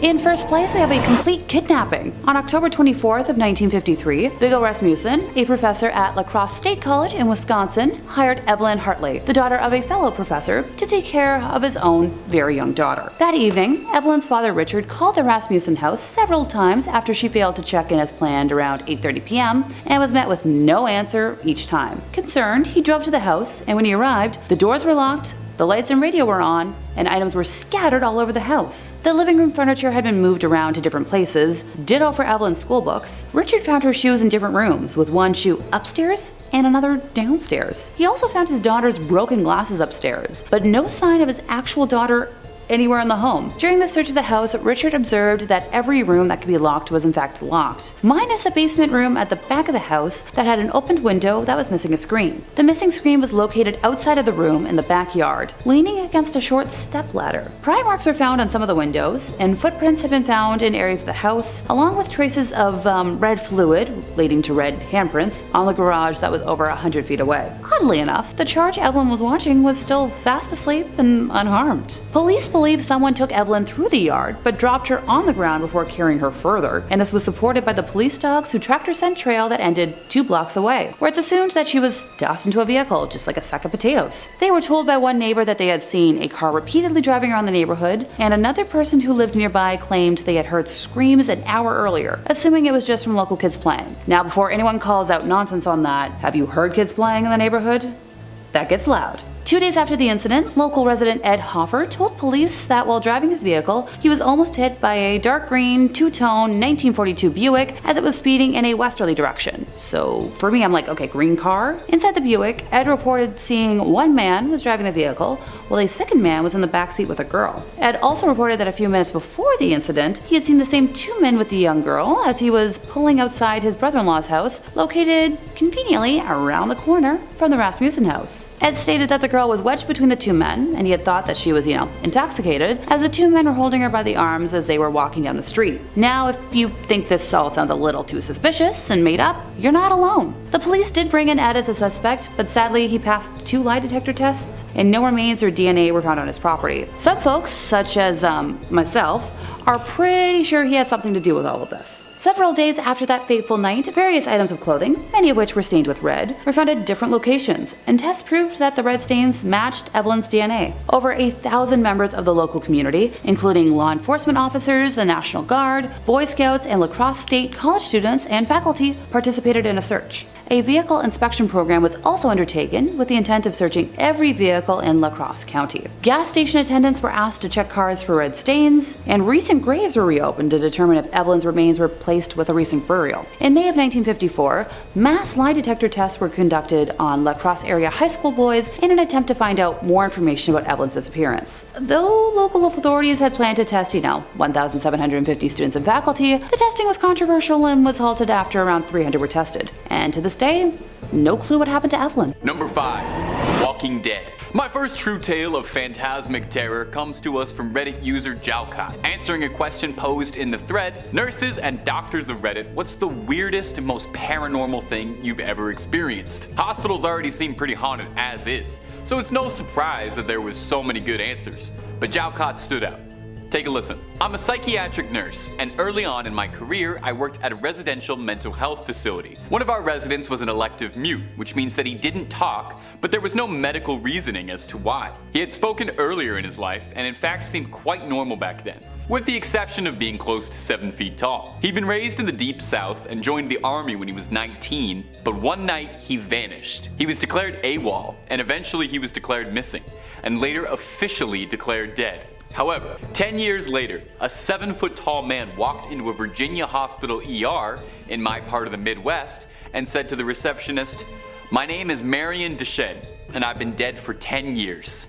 And according to the Redditor, those were the last words he ever spoke to anyone. He had shown up to the hospital covered in dust and wearing an old uniform that he'd been wearing the night he vanished. His social security had not been used at all, and he had no ID on him whatsoever.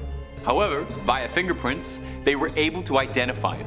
The family was notified, but they said they had already grieved their lost man and that whoever was claiming to be him simply wasn't, and asked to never be contacted again." The nurse went on to add that Marion would pace all day, every day, moving his mouth in a way that looked like he was muttering to himself, but nothing came out when he moved his lips. He had an unnerving habit of throwing his head back with his mouth wide open as if he was laughing hysterically, but not so much as a breath could ever be heard. The nurse said she tried talking to him almost daily, and he would appear to listen, but only reacts by periodically throwing his head back in that laughter-mimicking way of his. Various medications and treatment plans were pursued, but nothing ever affected him.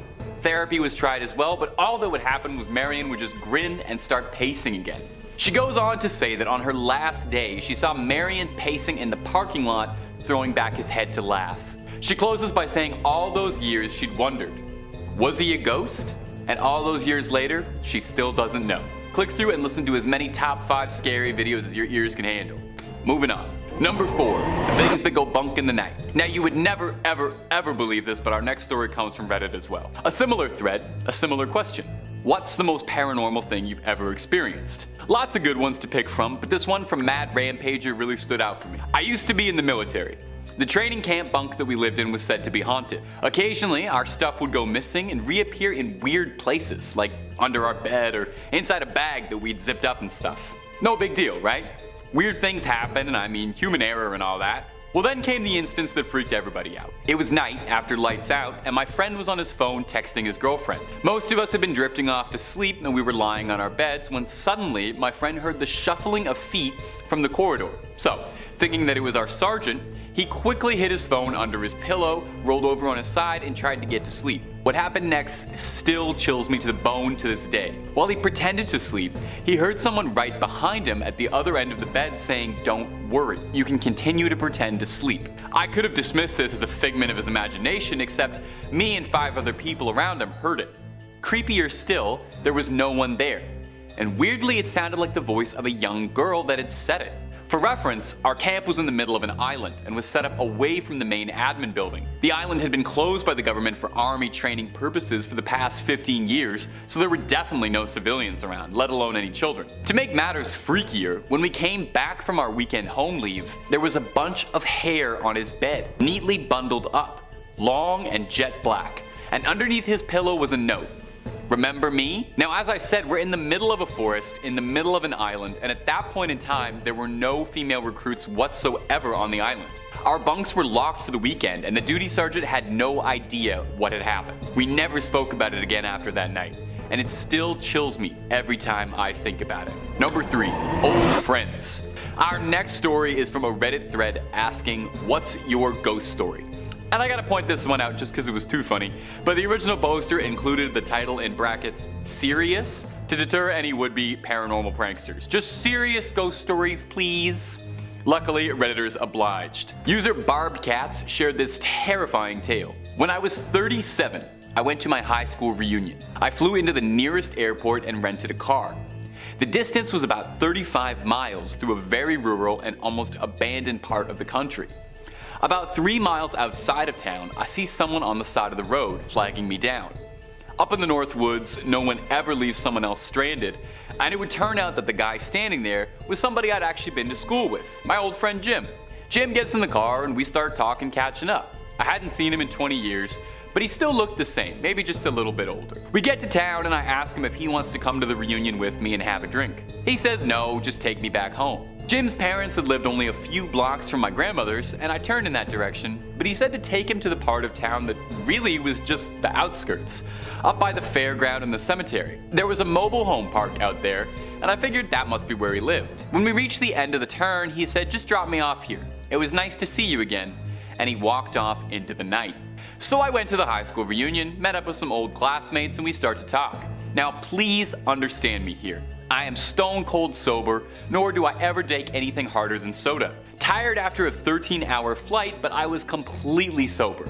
As we were talking about who was showing up and who wasn't, I mentioned to my old classmate that I just picked Jim up a few miles off east of town and had dropped him up by the fairgrounds. Now for some reason everyone got really quiet. Even the guy belting out karaoke stopped, and my cousin went white as a shirt. Barb. Jim died 8 years ago. Rolled his car. I start to feel really dizzy, and I go out to the car to take some deep breaths and decide whether or not I'm going crazy. And there on the seat was a newspaper printed 8 years ago containing Jim's obituary. I still have that damn paper. Every now and again, I take it out to stare at it, and I still wonder just what the hell happened that night. Number 2, Ghost on the Line. The next story comes to us from a thread asking law enforcement officers of Reddit what is the creepiest call that you've ever been on. We got a very creepy answer from user Smokey Bonaparte sharing this creepy little tale. The Redditor writes, 911 dispatcher calling in. We received a call from an elderly lady who had trouble breathing. I had taken several calls from her before and her husband in the past, so I recognized the voice. I dispatched an ambulance to her residence and held her on the line trying to keep her calm while the ambulance was responding. Ambulances advised that they had a 15-minute ETA as she was in a very rural part of West Virginia. I'm talking to her just about her husband and how she was doing, and just making pretty standard small talk with her. The ambulance arrives and I let them know that she is in severe respiratory distress, and I still had her on the line.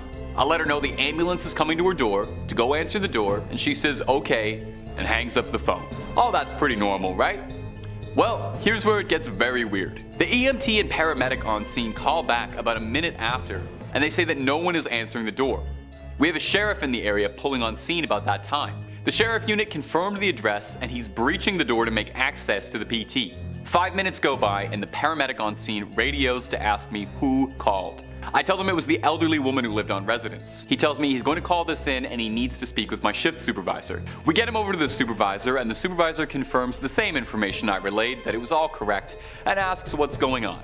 Apparently the old woman had been dead for a while and was already in full rigor mortis. They thought I was wrong on the caller, but the other dispatchers played it back for them and confirmed it was the old woman who called. The ambulance transferred the hospital and we got the same calls and disbelief from the doctors. But I took a call from a ghost that day. Number 1, uninvited guest. Closing off our list is this story which chilled my spine like Sub-Zero. Coming to us from user Parole Model, which, hey, by the way, love the pun. It was from an Ask Reddit thread asking, what's the creepiest thing that's ever happened to you? Lots and lots and lots of good ones, but this one took the cake. So lend an ear. I used to visit my friend at her house out in a rural farming area before she moved. I'd sleep over a lot and we'd just hang out and draw.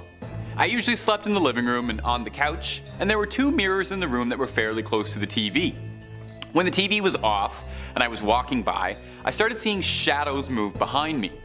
I thought it might just be something off the TV screen, and then one evening I walked into the living room to get my sketchbook so I could sketch in her bedroom.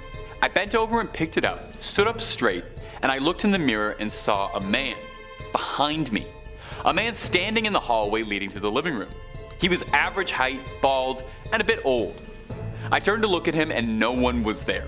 I turned to look at the mirror again and he was gone. I felt more than a little spooked. Another time we were just sitting in the living room and we heard what sounded like a kid's footsteps running across upstairs quickly. She had 2 adult siblings, but they were out at work leaving us all alone. Around that time I decided to sleep in my friend's room instead of the living room, only to wake up in the middle of the night to see 4 posters slowly get peeled off the wall. No, it wasn't just them falling and dragging each other down. It looked as if someone was carefully unsticking the tape and removing them. The next morning my friend put them back up saying, well, I need to get some better tape. She and her family eventually moved out because they couldn't afford to keep living there anymore. We'd never really talked about anything that had happened in that house, as if talking about it might actually make it worse. But after she moved, I finally confronted her and said it. I said, dude, your house was haunted. I hope you knew that. She replied, yeah, we knew it was. Some guy and his granddaughter used to live there, but he took her life and then took his own. So it was probably them or something. I never told you because I didn't want to scare you. Later, she would dig out a copy of a news article she got from a local paper about the crime. The picture that went with the article was the exact man I saw all those years ago. Number 5, hit and run. A hit and run is probably in the top 5 lamest things that can happen to you. Simpsons Hit and Run, however, fantastic. Someone hits your car and then doesn't have the decency to pull over and check in on what's wrong. Even more frustrating is to know that you'll probably never get to find out who did it unless you have the army of the internet on your side. A Reddit user named Meatheaded had experienced a hit and run and, frustrated and at a loss, turned to Reddit to try and find some answers with what little evidence he had to offer. When he posted a picture of a broken headlight to r/what is this thing, he probably didn't expect as much of a response as he got, as it was kind of an odd question. But some 400 comments later, and Redditors had managed to accurately find the model of the car down to the make, model, and year, and all of this just off of a bit of broken plastic and glass. Meatheaded then took the information and ran it through a database and found a 91 gray Cadillac that had been reported stolen. Meatheaded sent the data over to the traffic crimes unit of his local police department, and were able to corroborate the data to track down the missing car and the suspect. Again, all just on a blurry photo of a broken headlight, which is downright incredible. Not only did they manage to find the car, but they also managed to connect it to a theft, busting 2 crimes with 1 post. Most Reddit posts don't get nearly that lucky. At most, you're getting a few upvotes, not solving a crime.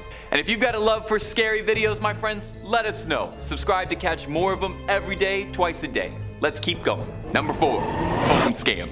Now, not every crime has to be a grim one. Sometimes it's as simple as helping somebody get out of a scam. In 2019, an anonymous Redditor posted a complaint to the Reddit Bureau of Investigation subreddit, complaining that he had been scammed while trying to sell his phone privately. The Redditor had been in a bad situation, in dire straits, needed some quick cash, and was selling off an old phone to someone he'd met on a local listing site like Craigslist. He met the customer, who asked to meet late at night. Not thinking too much of it, the Redditor obliged, only to have his phone swiped quickly, and when he noticed the money he'd been given, he noticed that it was all counterfeit bills. Frustrated and scammed, he was helpless with no idea what to do. A Redditor reached out to the original poster and helped them track the number that he was given to contact the scammer. They searched through and found that it belonged to a 75-year-old man who didn't quite add up. So they did some more digging, and they found that the man who owned the phone number had one relative who happened to share a name with the scammer. Through more digging, the OP and Reddit discovered that the man had been arrested previously and had a suspended driver's license. Kind of amusingly, the original poster went back to the police with all this new information and discovered that the detectives had copied down the numbers of the scammer down completely wrong, so they were never going to be any help at all. 2 days later, they called him into the station to look at a lineup, and they'd found the phone scammer. His grandfather had been paying it off, and the relative he'd been looking into was the scammer's father. The detectives thanked him for his time, and they charged him with criminal fraud with the intent to deceive. The OP got it solved, he got the phone back, and the scammer got charged. And you got to hear about this story in this lovely video. So, win, win, win. Number 3, hit and run again. In August of 2018, a woman went out for a bike ride and tragically was struck fatally during a hit and run accident. There was nothing to tie a perpetrator to the scene, no cameras, no footage, no security footage. The only evidence that the police had found was a small black fragment of the vehicle that had struck the bicycle, but it looked indescribable. Not knowing what else to do, Washington State troopers tweeted out a picture of the fragment in a desperate attempt that maybe the internet's collective hive mind might be able to help them identify anything since, well, they were plumb out of ideas. The post eventually made its way to Reddit, posting to r/whatisthisthing, and we know from a couple minutes earlier in this video that r/whatisthisthing is really good at identifying random car parts left behind at the scenes of hit and runs. Well, lo and behold, the Reddit intelligence once again took care of the impossible, and within a while, the unlikely hero named Jess Nuts posted that it was part of a headlamp of an '88 Chevy Silverado. The Redditor clarified that he was a Maryland state inspector for years, and part of each of his inspection process was a mandatory headlamp adjustment. So he explained that he has seen a lot of headlamps in his time and immediately recognized what part of the car it should have belonged to. With this tip in hand, it was only a few days later, on August 14th, 2018, where the state troopers tweeted out that they were able to make an arrest after Reddit users identified the broken car part, leading them to the driver, who was swiftly apprehended. The driver had been driving very tired, allegedly, and didn't look back after he'd hit someone because he didn't want to see a body. Not really a great excuse. He was sentenced to 4 years. It may not provide all the closure for the family, but thanks to the help of some Reddit detectives, the case was able to be closed and some justice was able to be served. Number 2, Jane Doe. In 2014, Reddit user Call Me Ice shared a story about an unidentified set of bones lying in a cemetery in Strongsville, Ohio. The user was researching another cold case at the time, amusingly, and was searching for genealogy records and came across the unidentified skeleton and became very intrigued by the mystery. Why was there never an effort in over 40 years to make an identification as to who these bones belong to? Wishing to right a wrong, Call Me Ice posted to r/Unresolved Mysteries in the hopes of getting some resolved mysteries. The Strongsville Jane Doe, as she was known, was first found in 1975 by 3 boys who were exploring a nearby forest. They found a skeleton lying on a sandbar, mostly intact, but missing some of its jaw. Naturally, the bones were reported, and it was thought to belong to a woman estimated aged 18 to 25 who had suffered a fatal gunshot approximately 5 months before being discovered. Detectives at the time checked her across several missing women cases, but were unable to make any connections or draw up any significant evidence, and the trail went completely cold for decades. Until 2014, when Call Me Ice started to look into it. Call Me Ice got in touch with the cemetery and managed to get access to the original autopsy files and a photo of the skull. She sent it over to a digital reconstruction artist, who then made up a mock-up. Now, nothing too much happened for a while, until in 2016, the forensic artist who had done the reconstruction came across a listing on the NamUs website, that's the National Missing and Unidentified Persons System, of a woman named Linda Pagano, who had disappeared under mysterious circumstances around 1974.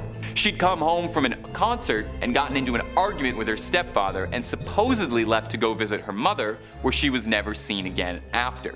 The forensic artist then contacted the medical examiner's office and pulled Linda's dental records, and wouldn't you know it, she matched the Strongsville Jane Doe to Linda Pagano. Although the identity of the attacker was never found, the family was able to find the smallest closure in finally knowing what happened to Linda Pagano, and it never would have happened without a Redditor bringing it back up. Number 1. The Grateful Doe. One of the more notable examples of Reddit solving a cold case was a 20-year mystery as to identify the body recovered from a car crash that was too damaged to be identified. In 1995, a Volkswagen van was found crashed into the trees off of a highway in Virginia.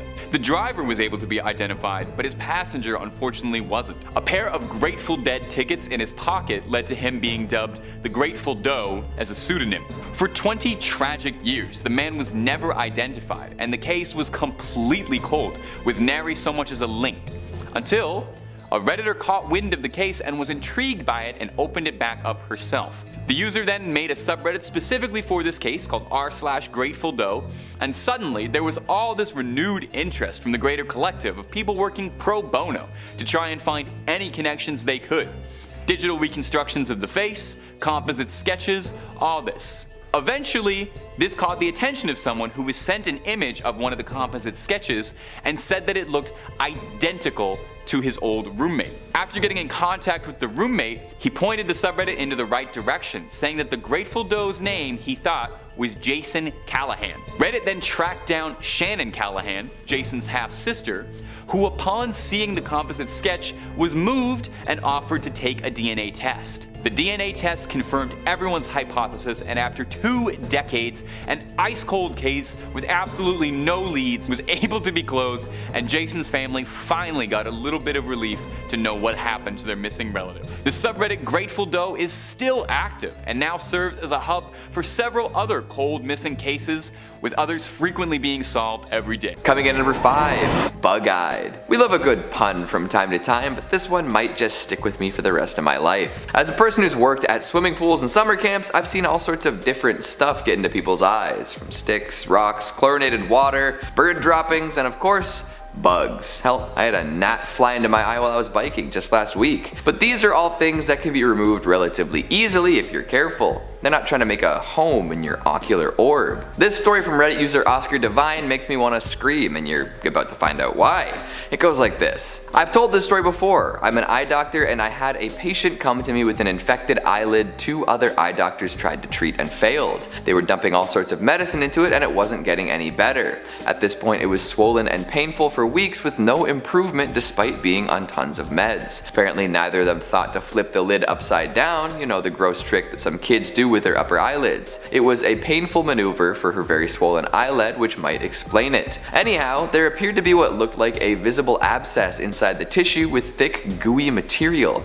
I thought I'd give it a nudge, and I saw it move. This wasn't an abscess, it was something else. I managed to remove it quite easily in one whole piece. It was a fly larva. The patient told me that she had a bug hit her in the eye a few days before she got this infection. I removed the larva, and within 2 days the wound closed and she was 100% recovered on basic antibiotic eye drops.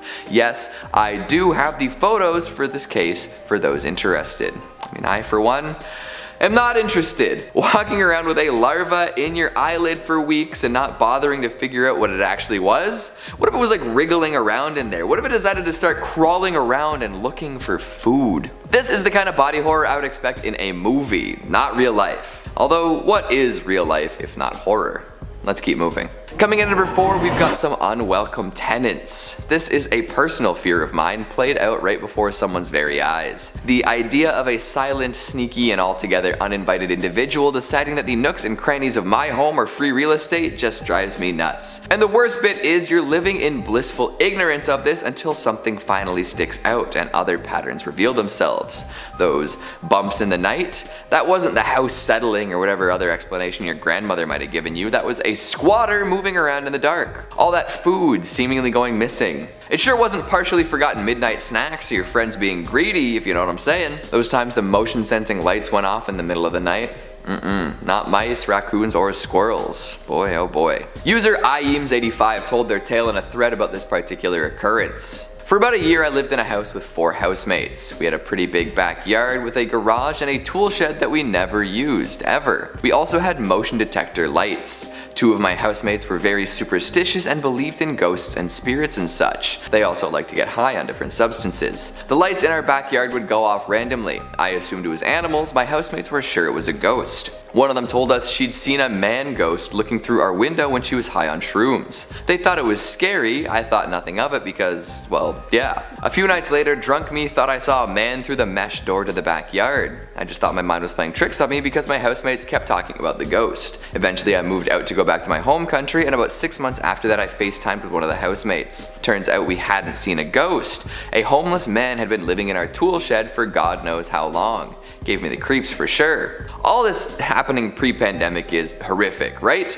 But imagine it happening now. You're always home, and they have smaller windows to get out of their hiding spot. What if somebody died while in your home because they couldn't get enough food or couldn't get outside and you didn't even know until you smelled something funny? That's not an experience I ever want to have. Coming in at number 3, we've got pus brain. Not 2 words you really want to see together, right? Well, just listen to this story from user Slappy McSlappenstein. It speaks for itself. When I worked in healthcare, I had a patient who got a sinus infection. He stopped taking his antibiotics after a few days because he felt better. His sinus infection came back with a vengeance. When he got to the emergency department, he was presenting with stroke symptoms. The infection had spread to his cranial cavity. There was so much pus that it was twisting his brain. No one thought he would survive the surgery. The family was advised to expect the worst, but amazingly he actually survived. He ended up needing 3 more surgeries to wash out and spent almost 2 months in the hospital. So take your full dose of antibiotics, people. How are we feeling about this one? A little headache? Checking in on your sinus health? Because that is absolutely bonkers. This dude essentially had to have a brain enema because of the filth built up in his dome. That stuff comes back with a vengeance, like he said, if you're not careful. So listen to your local healthcare worker and finish your antibiotics regimen. Coming in at number 2, we've got the suffocation station. In a lot of creepypasta stories, folks who are left near some dangerous chemical or enclosed space often go mad. You know, self-mutilation, murder, hideous mutations, the works. In this story though, the folks put in an unsafe situation don't end up doing a whole lot of that. They just die, and they die quick. We live in a cruel world, and if the folks running companies aren't careful or tend to cut corners, a lot of bad stuff can happen. Take it from Reddit user Animator Spaminator. I heard this from my grandpa. He used to work in the oil/gas industry. His father actually owned the company. Anyways, they had these huge tanks full of some deadly gas that's heavier than oxygen. Some guy went down to measure the size of the tank, suffocated, and died. Another guy found him at the bottom, wanted to help him, and he went down after him, suffocated, died after falling off the ladder down. Third guy does the same. Eventually, my grandpa finds 3 dead bodies at the bottom of a large tank, all having suffocated on this toxic gas. They have vents in these tanks now, which is good. Yeah, the poor grandpa. Imagine strolling into work and discovering not 1, not 2, but 3 dead bodies. All because of an invisible assailant that robbed the oxygen from their lungs. And finally at number 1, we've got the Outback Backpack Killer. If I was ever to visit Australia, I would be on the lookout for killer animals, bugs, and temperatures.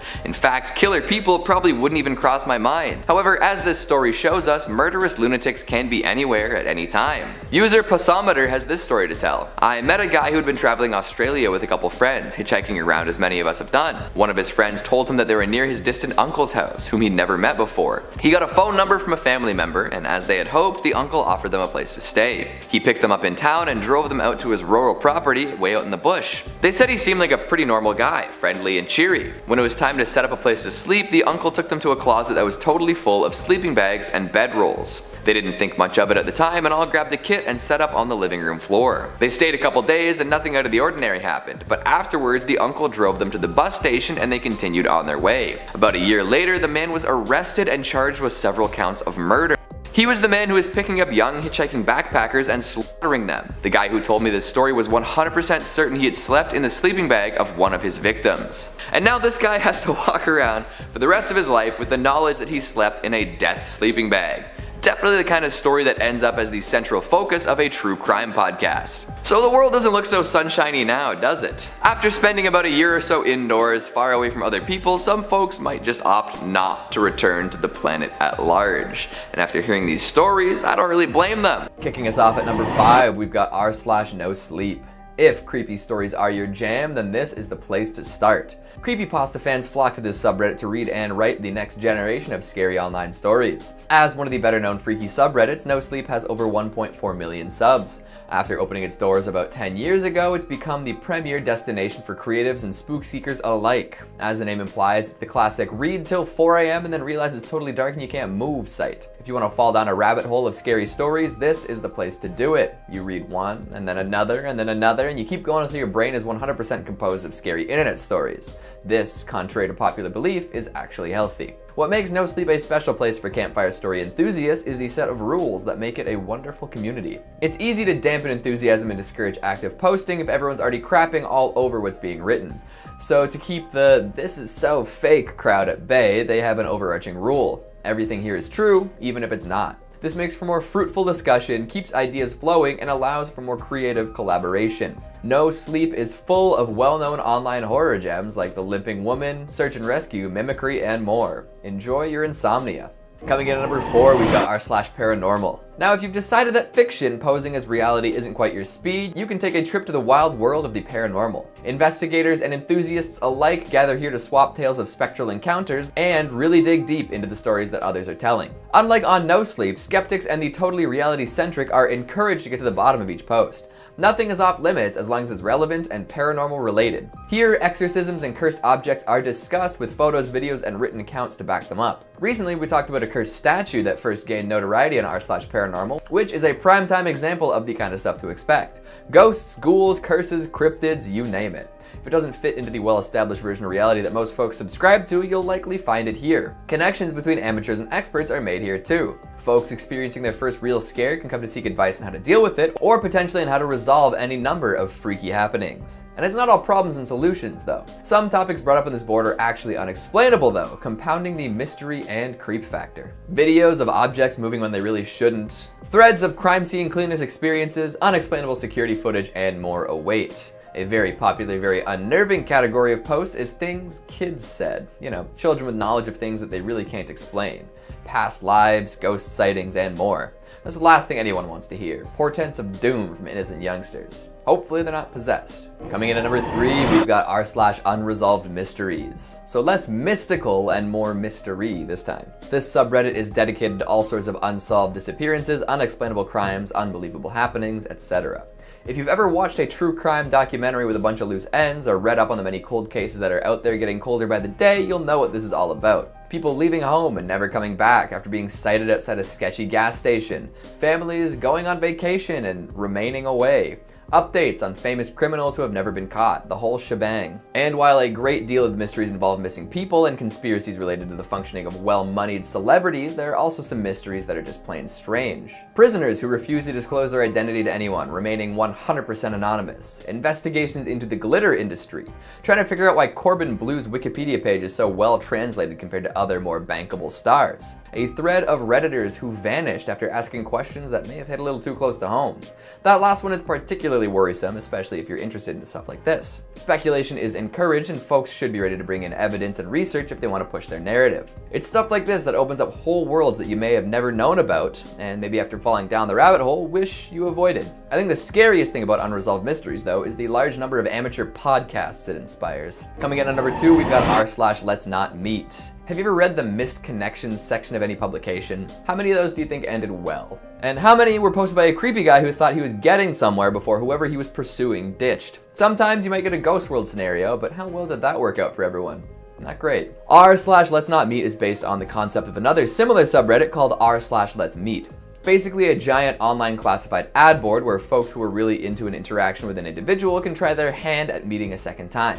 Sometimes it's cute, sometimes it's desperate, and often it can get a little weird. The weirdest of the weird might make the leap into the dark side and end up on Let's Not Meet. This is the place to post tales of your creepiest real-life encounters with other people. Let's face it, people are weird and bad. Not always, but everyone's got a story about a person they hope they never see again. Whether it's a bad time at a party or a first date gone terribly wrong, the world is full of freaks and creeps who don't seem to understand how socialization works. Stalkers, peeping toms, and overly aggressive barflies all find their homes here. And what makes it extra disturbing is the fact that people are told not to exaggerate. This is not a place to hone your story writing craft. Instead, it's a place to recount actual events as they happened, which, when you think about it, is much creepier than any scary story. Some of the most haunting stories involve people coming within inches of death. I've seen more than one post about someone being somewhere moments before disaster, running into killers moments before they take down their victim, seeing kidnappers and sexual predators scoping out targets, human traffickers canvassing for their next score. It's terrifying to consider how close we may all be to disaster when out and about. And the tales from Let's Not Meet are a chilling reminder. And finally, at number 1, we've got r/50/50. Heaven or hell, what's it gonna be? 50/50 is basically a long list of high-stakes coin flips. Guess correctly and you're no worse off. Guess wrong and you could be psychologically scarred forever. You're risking your sanity for fun. Each post presents you with 2 options, something nice and harmless or something NSFW or NSFL. I didn't even realize there were tags for things not safe for life. Thank goodness though. Because some of the options on 50/50 are so gross, so repulsive that seeing them could cause permanent damage to a person's psyche. Secondary trauma is real, and if you're not ready, you could be having nightmares for years. Risking it all and running through a few of the posts became a popular pastime and even launched some content creators into the spotlight. Infamy is just as good as fame, right? Let's just take a look at some of the options you have while browsing 50/50, and you let me know whether you'd be willing to take that bet. Men getting eaten alive by shark versus men dancing with shark. A beautiful neighborhood versus man gets electrocuted until his head falls off the side of the roof. A Bob Ross painting versus a decomposing corpse. Wizard spider with his magic hat and mighty staff versus horribly infected spider bite. Honestly, the risk versus reward factor isn't enough for me. I feel like the only reward is the relief of not being exposed to something disturbing, but hey, some people live for the thrill, right? Coming in at 5, The Tinder Date. Uploaded to r/NoSleep by Small Dog on Desk, great name. They explain their strange Tinder date that may have led to a stalking. I quote, "I think my Tinder date is stalking me. I swear, I don't know what to do because I can't prove it. I can smell him in my home. The putrid stench of grease and third world sewers, mixed with body odor. My apartment has absolutely reeked for days. I haven't gone in except to pick up clean clothes and drop off old ones. I first noticed the smell when I came back from our date, alone. The smell was faint, barely there. For a moment I thought it was my asthma of garbage coming from the open bathroom window. When I closed it, the city scum stuck to my skin. Like the rest of my life, the date had gone just wrong. Gerald, he was strange, he looked like his pictures except that Gerald was greasy. No, he was certifiably oily. His hair looked like it was smeared with a slick, almost dripping pomade, and his skin had a suspicious rainbow sheen, like oil on water. His voice matched the rest of him, sleazy, oozing, cystic. I was instantly turned off. Embarrassingly, I was on Tinder because I had no friends. I can see why, judge much. I had just moved to a middle-sized industrial city in Southeast Asia for my company's 6-month overseas industrial attachment. My colleagues were all middle-aged, and I was absolutely craving for some under 30 interaction. I swiped right on Gerald about 2 weeks ago. An empty profile, but lots of pictures. He seemed normal enough, cute in the tall, lean sort of way. That said, I won't deny that the idea of having a local boy take me around made the idea of 6 months in the middle of basically an industrial nowhere somewhat palatable. When Gerald stood up, he left a slick gloss on the seat. I dropped half of my bill, mumbled something about work, and ran off into the cab that had been waiting for me. I tipped him an extra 20 to wait. I don't remember what was talked about during our date. I do remember seeing him through the window of the restaurant. His eyes were slimy, roving, watching me leave. He texted me in the cab asking for another date. I politely declined, but his replies, not so congenial. The smell. It was the smell that made me decide to leave. It was still faint then, just a lingering scent, but it made me nervous, a primal uncomfortable feeling of something that was not quite right. I threw some clothes into my gym duffel, then called a cab to the closest Holiday Inn. That was about half a week ago. The texts had been coming in once every few hours. I ignored them now. Last night I went to my apartment to get more clothes. The smell soaked the front door, spilling into the corridor. I smelled it the moment my lift opened. It grew stronger as I approached the apartment. My doorknob gleamed. It was polished, rubbed raw by scrabbling hands. I didn't need to touch it to know that it would be oily, that it would be putrid. I rushed back to the safety of the hotel, the safety of other people. I sat in the lobby for hours, basking in the fading chatter of tourists, the glow of the ceiling lamps, breathing, just breathing. The desk staff looked at me oddly, but no one said anything. My legs tingled when I stood up. I was exhausted. I staggered. Lobby, lift, corridor, bedroom, bed. I was just sinking into the mattress when I noticed it. The smell of faint, rotting oil. I rubbed the fingers of my right hand together. When did they get covered in grease? Whew.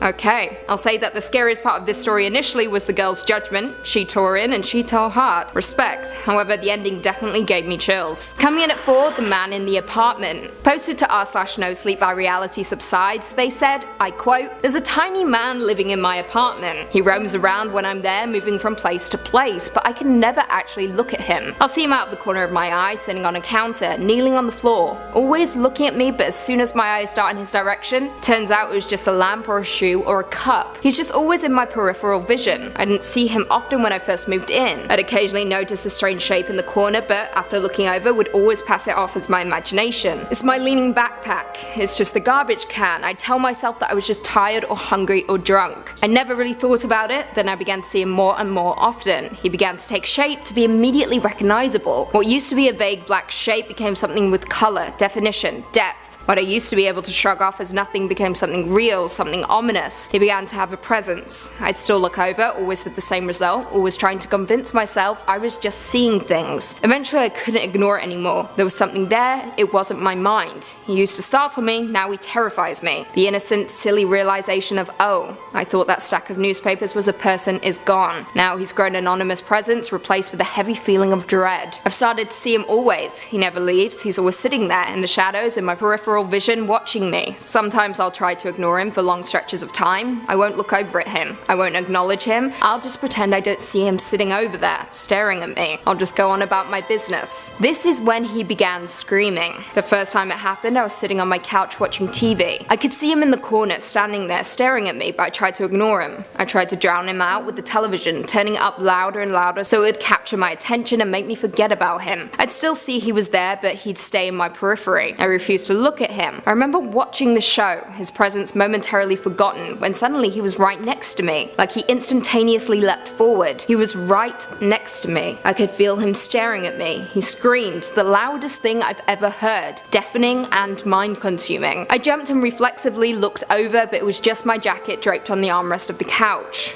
vaguely resembling the shape of a person. Heart pounding, I tried to return to the TV, but I could still see him there, standing in the corner, watching me. Well, this is absolutely terrifying. Tiny man in an apartment. Do you believe it, or is it all in his mind? Coming in at 3, the murder trial. Uploaded to Reddit by Bottle Wash. To r/AskReddit, they responded to the question, what's the scariest story you know that is 100% true? They said, I quote, this is an incident that happened to me about 10 years ago. I live in Melbourne, Australia. I was driving home from work one night around 9 PM midweek, so the roads were quiet. As I was driving downhill, I heard a sound that was like a jet engine roaring behind me. The next thing I knew, a car goes flying past me, going twice the speed limit. It looked like a fairly old, crappy car. Car started to get the speed wobbles, and then one of the tires came flying off and rolled at speeds downhill, whilst the car spun out and crashed. I stopped my car to make sure whoever was inside was okay. A guy got out of the car and looked over at me, then started moving extremely quickly towards me. I don't know why, but I hit my eternal locks on the car, which was fortunate because no more than 2 seconds later the guy started grabbing at the driver's side door and smashing on my windscreen, with his fists trying to get in. I'll never forget the crazy look he had in his eyes. I put my foot down on the accelerator and drove off back home. Now you may think the story is scary enough as is, well it gets worse. Let's continue. They go on to say, I decided to swap cars once I got home and drove back to see what was going on. I saw 2 fire trucks and about 4 police close to where the incident happened. When I got back to the crash site, the guy was no longer there, so so I decided to head home. The next day at work I was online bored reading the news when I found an article that shocked me. The article was about a guy who had been in a police chase for 1 hour and the police stopped chasing him because it was becoming too dangerous. Turns out the guy was high on meth, had stolen a car an hour drive away, and had been in a hot pursuit since. After crashing the car, the guy apparently crossed to the other side of the road and hailed the first car that appeared, which was a taxi. He got into the taxi and stole it. In the process, he pushed the driver out of the driver's side door and the driver got stuck and dragged at speeds.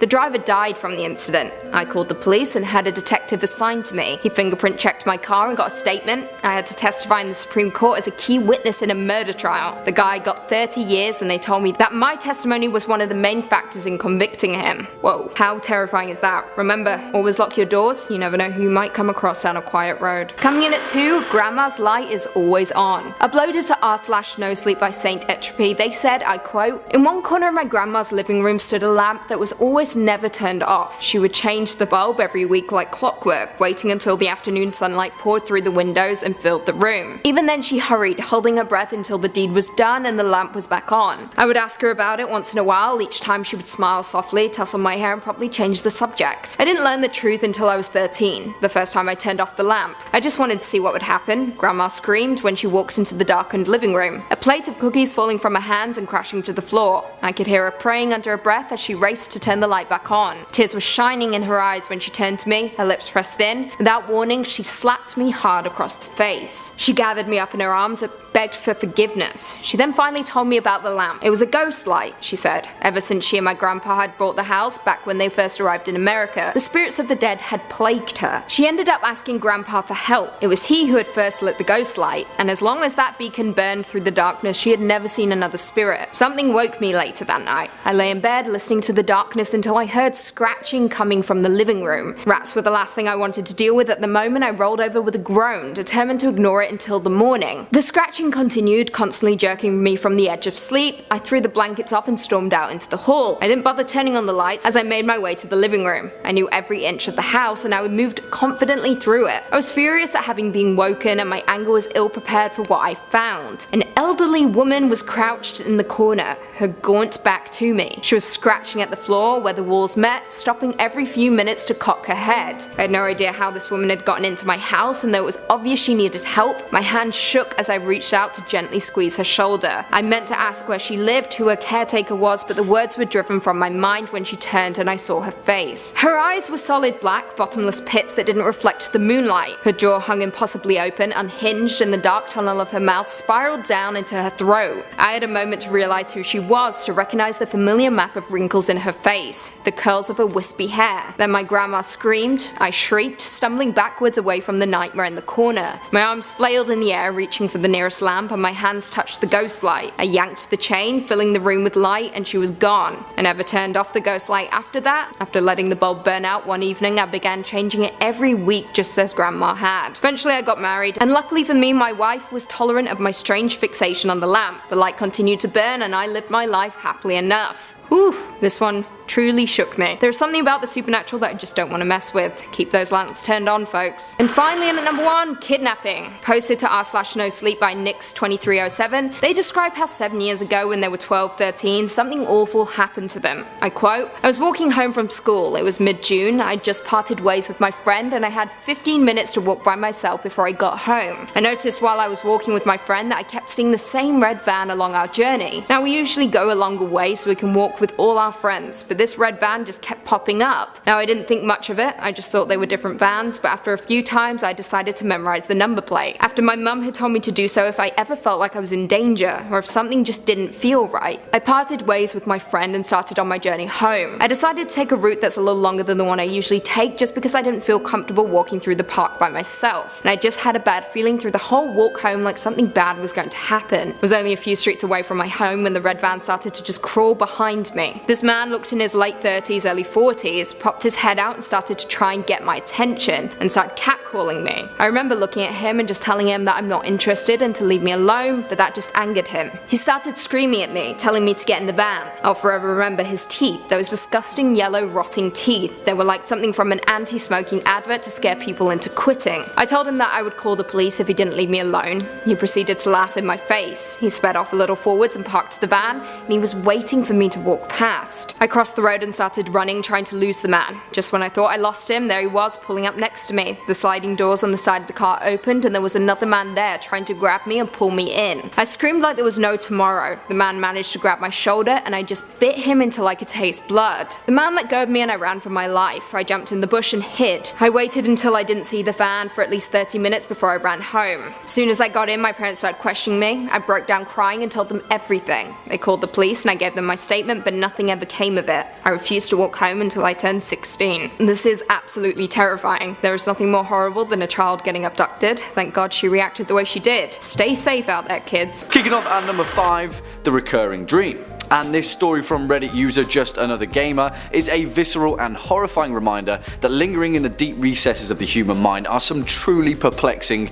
chemical reactions that we can't even begin to comprehend. Have you ever had a recurring dream? Ever thought, what the hell is this all about? What does it mean? Wow, yeah, this person is still asking the same question. As the story goes, Just Another Gamer is an avid cave diver, and since about the age of 6, they explored the unknown caverns across Florida. When they were around 7 or 8 years old, they started to have a strange recurring dream. In the dream, they were exploring a cave and made their way through a little hole in the bottom. Inside was a 10 to 15 foot long corridor a few feet in height and a bent red stop sign at the end, like someone had ripped it off and tossed it inside. As they'd make their way through the corridor, it started descending, quickly opening into a large vertical chamber with a path leading down in a corkscrew pattern. Then things would get blurry, but they'd remember the image of trash scattered around the walls, things writhing in the distance, strange things, animals and corpses maybe. Amidst them, they'd see their own family, each one of them being tortured and killed,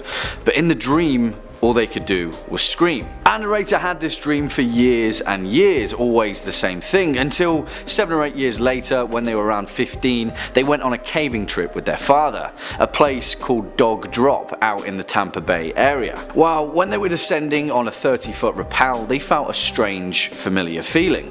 When they reached the bottom and looked up, they saw the exact same corridor from their dream. The same strange clutters of trash against the wall, the same red stop sign. Instantly, they were hit with this overwhelming sense of nausea and primal fear, and they froze. All they could do is scream to leave, and eventually their father paid attention to them and packed up their things to leave. Whatever was lurking down there, our narrator knew that it wasn't good. They'd seen it before, deep in the recesses of their own memory, and thankfully, they never found out. Coming in at number 4, the boat mechanic. And this short and sweet story comes from Two Otters in a Coat, which is a fantastic name, may I add, telling the real life tale about a guy that they knew who made their living working as a boat mechanic. Now, random acts of violence are a different kind of fear, but this one takes it to a whole new level. As the story goes, one Saturday their friend, the boat mechanic, was working alone in their workshop, making some final repairs to a boat that had been brought in. Suddenly, out of nowhere, the mechanic wakes up and he's on the ground. Now, he knew that there was water beneath him just before he's working on a boat, so he assumed that he'd been electrocuted and the shock had knocked him away unconsciously. The strangest part is that he could vaguely sense someone behind him, so he started yelling for help, letting them know that he'd been electrocuted. Whoever was behind him turned and left without a word. He keeps screaming for help until eventually a neighbouring business heard his pleas and came to his aid. Later on though, once he'd been seen by the nearby hospital, he discovered from the police that he wasn't electrocuted at all. According to the police, someone had entered his workshop while he was working and hit him on the back of the head with a mallet from his own toolbox, and nothing was stolen from the shop. Now, this person was never caught and CCTV wasn't clear enough to identify the perp, but as it seems they were walking by and spontaneously decided to knock him out, potentially with the intention of killing him, for seemingly no reason whatsoever.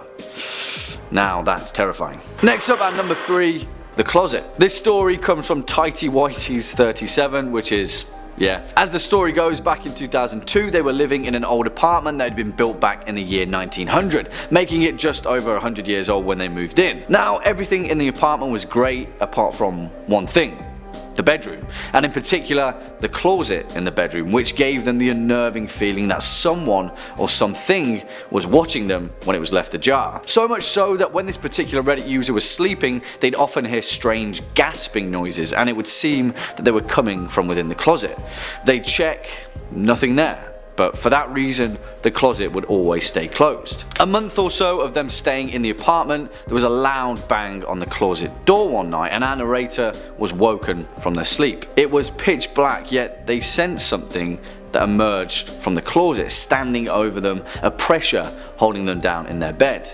And yeah, you could explain this away with sleep paralysis, but the end of this story may just make you think twice. Throughout their stay at the apartment, the encroaching sense of dread from the closet had never quite left, and even their friends would comment on the strange feeling that they felt when in the vicinity of the closet. It got so bad that eventually they had the chance to move to another unit, so they jumped at the opportunity, packed their stuff up, and got the hell out of there. Well, a few years later, the owners were renovating the building when our narrator was walking past the doorway of their old apartment. Curiously, they caught the building manager who was painting in the bedroom and began talking about the strange feeling that they felt whilst living there. Without thinking twice, the building owner explained that the former tenant of the apartment had committed suicide. They'd hanged themselves in the closet. And not only that, but the original designer of the building, who had also stayed in the same apartment, had also committed suicide. They'd hanged themselves in the exact same closet. Swinging in at number 2, the baby upstairs. And this story comes from Reddit user UrgeHouse666, spooky name bud, who explains an incredibly strange moment during their teenage years. As the tale goes, when they were in high school, their uncle would throw them a couple of bucks every now and then to babysit his kids with their aunt. They lived in a beautiful old 2-story house by the water in a nice area, and the 2 children were around 3 and 6. One day, our narrator was sitting in the den scrolling through their phone when they started to hear a baby crying. Of course, it must be the 3-year-old distressed upstairs, so doing their babysitting duty, they headed to check on them. They called out a couple of times while heading upstairs, to no response. They called for their aunt to see if she was dealing with it. No response again. When they turned to start walking up the stairs, they caught a glimpse outside in the yard. It was their aunt with her 2 children laughing and playing on the grass. They heard the babies cry again, the noise coming from upstairs, and all of the hairs on our narrator's body stood on end, a chill running down their spine. Quietly, they turned around, walked down the stairs, got in their car and drove away. The baby was still crying when they closed the door behind them. A few years later, our narrator was drunk at a family party and they mustered the courage to tell their uncle the story. He said that him and his wife used to hear the baby too, crying when no one else was around. According to him, the previous owners had a small child that had died of cot death in the same room that the cries were coming from. Spooky stuff. And finally, coming in at our number 1 spot, the attic. And again, another tale of spooky kids in upstairs locations. Sorry, I hope that wasn't a spoiler. This story comes from Reddit user Ghouls, who tells the tale of the time that they'd moved into their new childhood home. You see, their family had managed to snag a deal because previously the house was used as a model home to show off the housing design of the surrounding area. Upstairs, it had this loft area that had 2 stairwells that attached to it on either end, one in the front and one in the back. You could pretty much hear everything from up there as it was so open. Anyway, one day our narrator and their 2 friends, a guy and a girl, were hanging out in the loft. It was high school, so teenagers being teenagers, the pair were pretty handsy. They were watching TV all snuggled together on the sofa when our narrator got up to take a leak. When they got back, the 2 of them were on completely different ends of the couch, their faces drained of all colour. Our narrator asked them what was up, and the guy said, "Your little sister is home." Instantly, our narrator's face went white as a sheet. "What's wrong?" the girl asked. You see, our narrator didn't have a little sister, and he asked them what made them think he did. They replied that they'd heard her and then they'd seen her, but for all they knew, no one was in the house.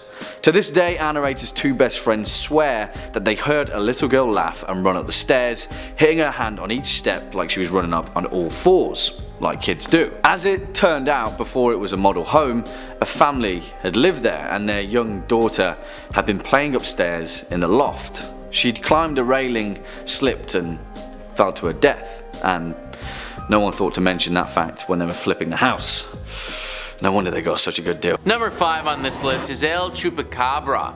You guys should know who El Chupacabra is by this point, considering we've talked about this creature tons on this channel before. Basically, it is a legendary creature in the Central Americas that's said to drink the blood of livestock. Although this creature seems like it's probably fake, it might be real, just not exactly how we might expect it to be. Carolyn Beccia says, "We are taught from an early age, don't approach scary looking dogs. And while no one can get a clear picture of Bigfoot, the Kraken, or the Loch Ness Monster, there is one monster that is oddly not camera shy, the legendary El Chupacabra. The Chupacabra was first sighted in Puerto Rico in the 70s. A wave of sightings followed in the late 1990s. During this time, livestock throughout Puerto Rico was found drained of blood. These Chupacabra, or goat sucker attacks, caused panic with local residents who claimed a vampire was feeding on their livestock. Although descriptions have varied, most describe a hairless, alien-like monster with spikes going down its back and glowing red eyes. It sounds dubious, but how could so many people be taking pictures of the same ugly dog-like creature? The answer may be one found in science. One plausible theory is that these creatures are coyotes suffering from sarcoptic mange, an inflammatory skin condition caused by the itch-inducing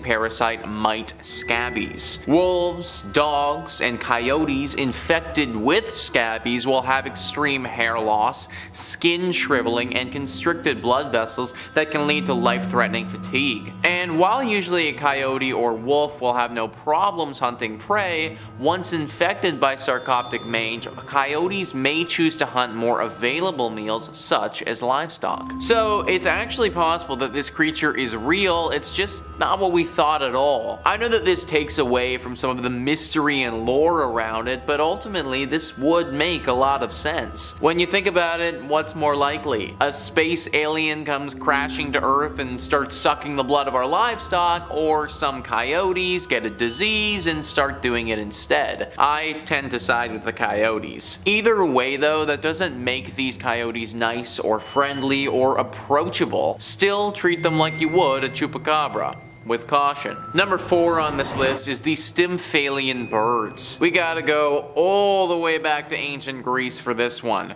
Caroline Beccia says, one of Hercules' labors was to kill the Stymphalian birds, man-eating birds who had the peculiar habit of throwing dung. The Greeks were not the only ones who liked to scare their youngsters with killer bird tales. The Maori tribe of New Zealand told similar legends of the Pokie or Haikoi, a giant black and white bird that swooped down from the sky to pick off small children. Scientists today know that these thunderbirds existed. Called Haast's eagle, the bird stood over 6 feet tall and had a wingspan of over 8 feet. The Haast eagle would sit atop trees and then ambush its prey by swooping down at 60-mile-per-hour speeds. Then it would disembowel its meal with sharp talons before the poor slob could even worry about dung throwing. Hercules would never have survived these hellbirds, but you can sleep well tonight. The Haast's eagle went extinct around the 15th century. Anything that could annihilate Hercules would definitely be a no-go for me, guys. That dude was literally a demigod, and if these guys could have beaten him, then we wouldn't have stood a chance. Lucky for us, they are extinct now, but for the people back then,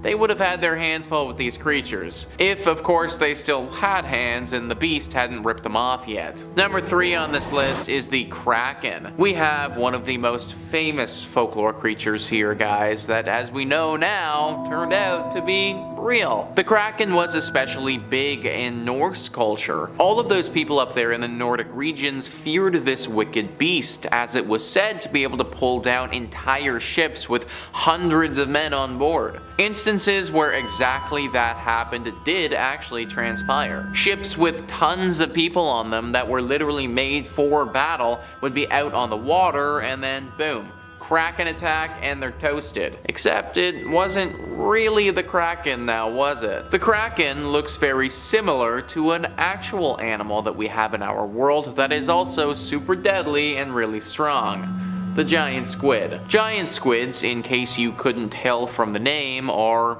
giant, or pretty big. They are so big actually, they would have had the capability to take down an old ship like this. In fact, we've even seen these beasts do some serious damage to submarines, and they're made of metal.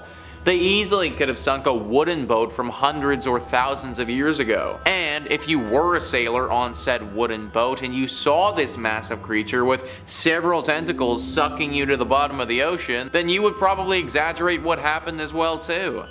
It's very easy to see how the legend of the Kraken got started and started to snowball as more encounters with the giant squid happened. I'm glad that the Kraken isn't technically real, because the giant squid is already bad enough. Number 2 on this list is the Charybdis. What was initially thought to be a folkloric creature may have been real, but not exactly in the way that we might think. Caroline Beccia says, "Nothing is more frightening than being sucked underwater by a whirlpool that feeds on human flesh 3 times a day." The Charybdis first appeared in Homer's Odyssey. During this epic tale, Odysseus must sail between the 6-headed sea monster Scylla and the flesh-eating whirlpool Charybdis. These 2 dueling sea monsters attacked in intervals, much like a whirlpool's regular intervals of tidal activity. It sounds terrifying, but whirlpools that pull ships underwater really do happen. Known today as Garofalo, one is found in the strait between Italy's mainland and Sicily. Garofalo occurs when winds blow across the strait in opposition to the tides. This makes it technically not a whirlpool because there's no circular motion, but it does have the ability to wreak havoc on ships and pull humans into a watery grave. So this deadly creature was real, it just ended up not being a creature at all. Back in the times when these stories were written, there would have been many folklore legends about evil sea monsters that could pull brave sailors into the sea. The reality of the situation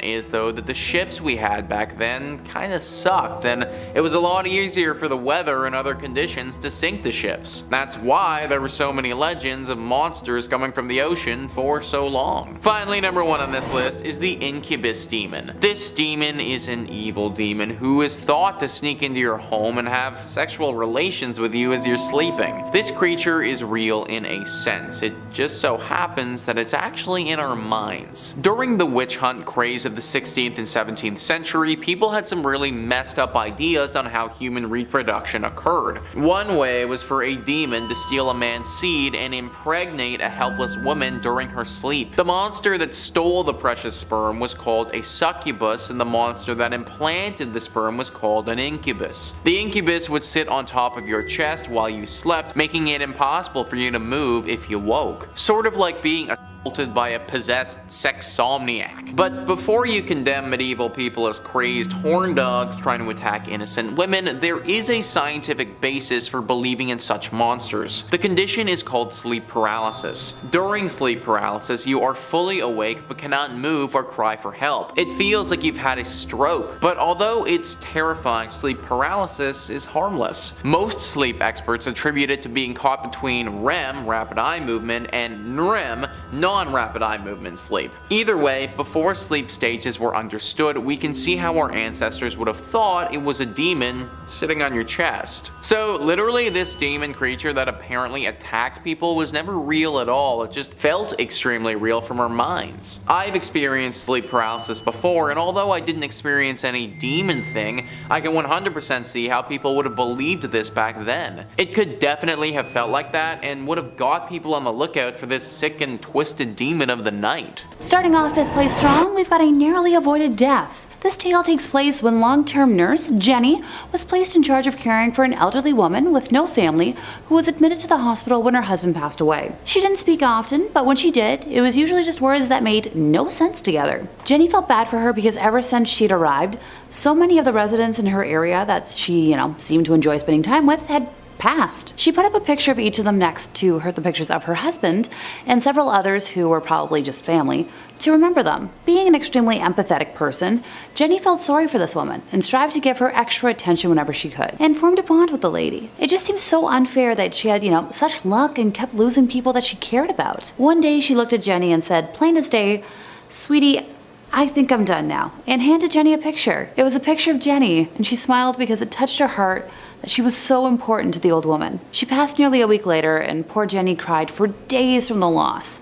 The The old lady knew it was the end, and she said goodbye as best she could. Now fast forward to just under 2 years later, when Jenny was talking with a colleague, and that old lady came up in conversation. Her colleague referred to the lady as that crazy, explicit word for a female dog, which seemed very out of character for her, and it shocked and offended Jenny deeply. She expressed this to her colleague, not so nicely, and the lady looked at Jenny with a shocked look and said, "Oh dear, do you not know?" And then proceeded to explain something to Jenny that, she in fact hadn't known. As it turned out, it came out sometime after she had passed that the old lady had killed her husband by poisoning him, and that there was an investigation because it appeared that she had a ritual of befriending someone, obtaining a picture of them, and hiding the picture until she could kill them, usually by poisoning, and then displaying the picture as some sort of a trophy. It was suspected that this may have been the reason for the spike in mortality rate during her stay, and the considerable amount of photos in her collection. The last Jenny heard, the old family photos weren't any relation to the old woman, and the police were trying to ID the individuals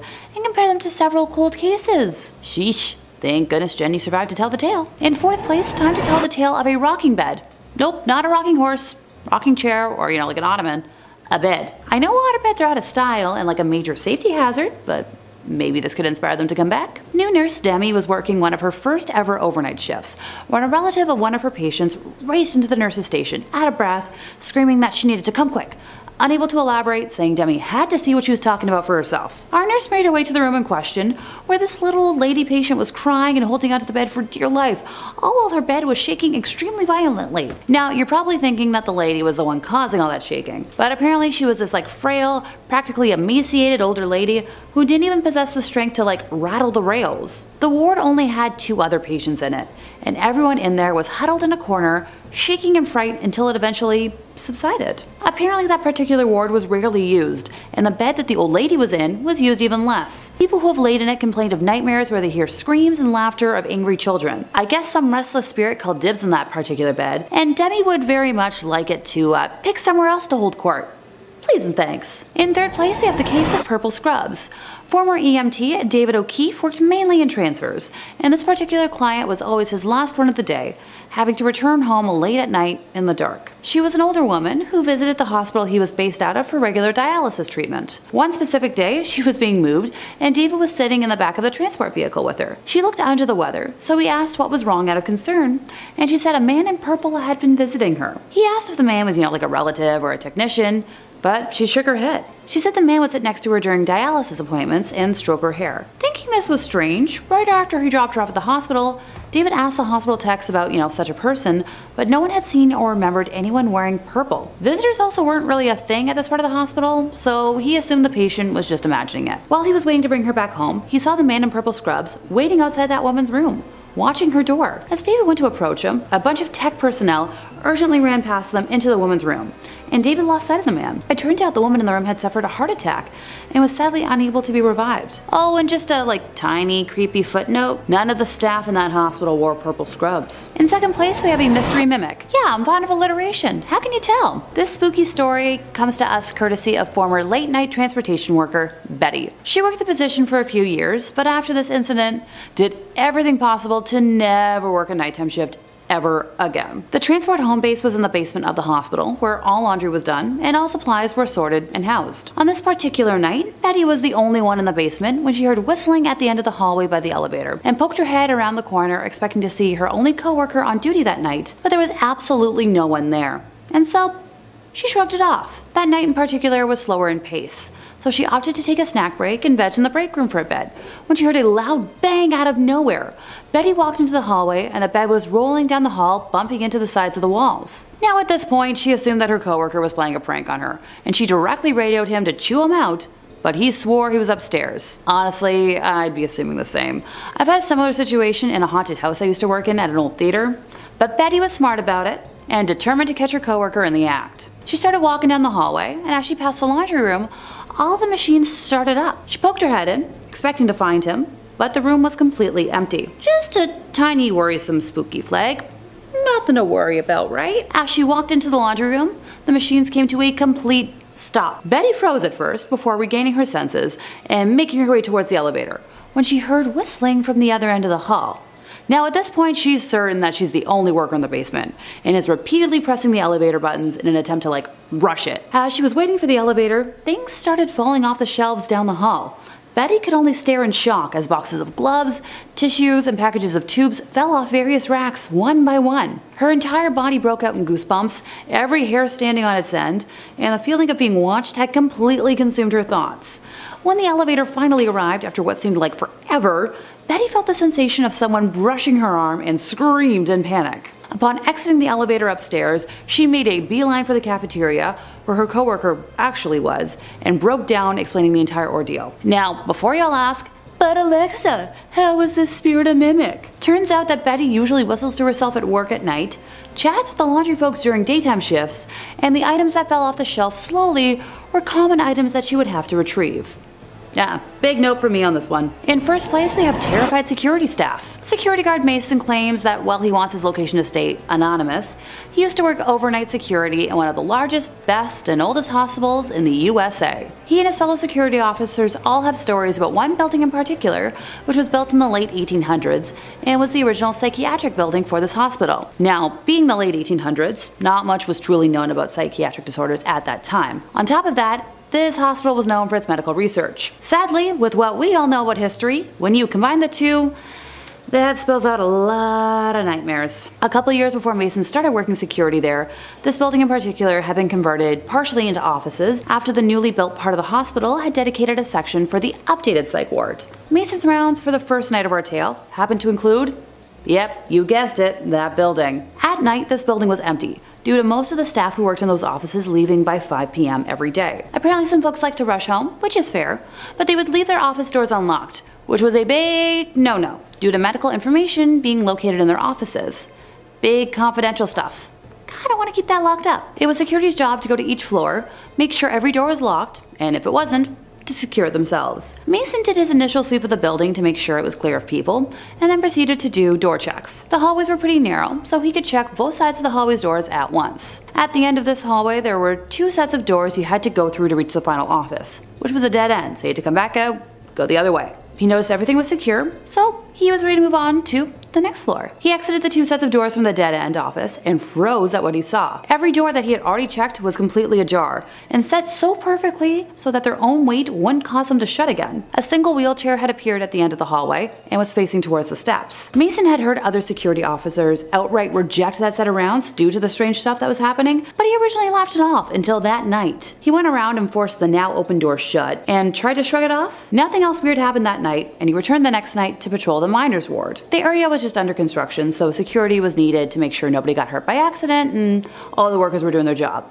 Safety first. When Mason was hanging out in the break room before his shift officially started, other security guards were discussing various reports of seeing a young human with brown hair who would disappear randomly, and Mason dismissed this as just gossip meant to spook off the newbies. An hour into making his rounds, a foreman who had stayed late called security and asked for a security officer to come up because, quote, a youngin' with brown hair had locked himself in a room and he didn't want him to get hurt with all the open wires in there. Mason answered the call, went and unlocked the door for the foreman, and looked in a 20x8 room for about 10 minutes, and upon seeing no one, called it in as a false alarm. He attempted to shrug it off until he received a call for backup in the psych ward, and when he arrived he noticed a patient was in a state of panic near the remnants of a shattered chandelier. Now, before he had experienced the abnormal happenings in this building, Mason claims he would have written off his testimony as idiocy, but the patient claimed that something held him in that spot as the chandelier started swinging wildly until it started to fall. When it started to fall, he was let go and allowed to move, and scrambled out of the way before it hit him. Now, this was the beginning of the end for Mason, who requested to be transferred to hospitals the next day. And as much as I love the Phantom of the Opera, I don't really want it to become reality. One of my favorite things to say in accordance with that is that I love one fictional toxic tenor, and only one.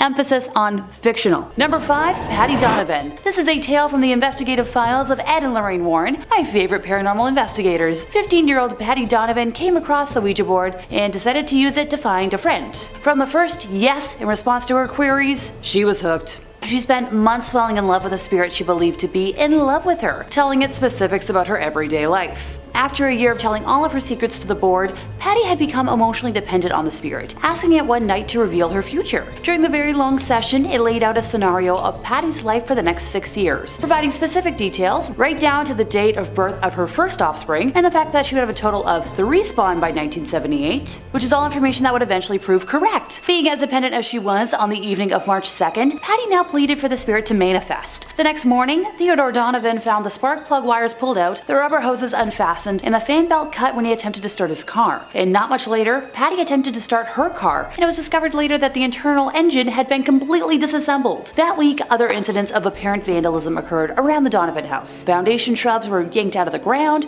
roots and all. On the roof, a 6-foot cast iron pipe housing electrical wires was found bent at a 90-degree angle. On Friday, March 8th, Ted marked 1 flat on the kitchen calendar. And no sooner did Patty get her car back from the shop than one of her other tires lost air. The next day, being Saturday, her father made the same entry on the calendar, although this time it seemed the tire had been cut with a sharp implement. In the meantime, Patty could no longer raise her invisible boyfriend on the Ouija board. Night after night, she tried to communicate, but the planchette would simply slide over to goodbye. She had no idea her ethereal beau had actually manifested in the form of a supernatural vandal. Like, come on, Buddy goes completely silent and your house starts being targeted by hell demons and you don't pick up on it? By the second week of March, material damage to the house and cars had become so troublesome that Ted complained to the police, who assured him that they'd keep an eye on the property during night patrols. Later that second week, after work, Ted and his wife, Ellen, were sitting in the kitchen with their son Brian when all three heard something smash against a wall somewhere inside the house. Cautiously moving to investigate, they found a gaping 18-inch hole in the plasterboard wall in Brian's room. Just as upsetting was the fact that the jagged edges of the plasterboard were pointing inwards, with the blow coming from inside the walls. Yeah, the evidence is already a mountain for me, but we still have plenty more to pick through. Listening in the dark that night, Ted heard the sound of a board being pried loose, but after checking the entire house thoroughly,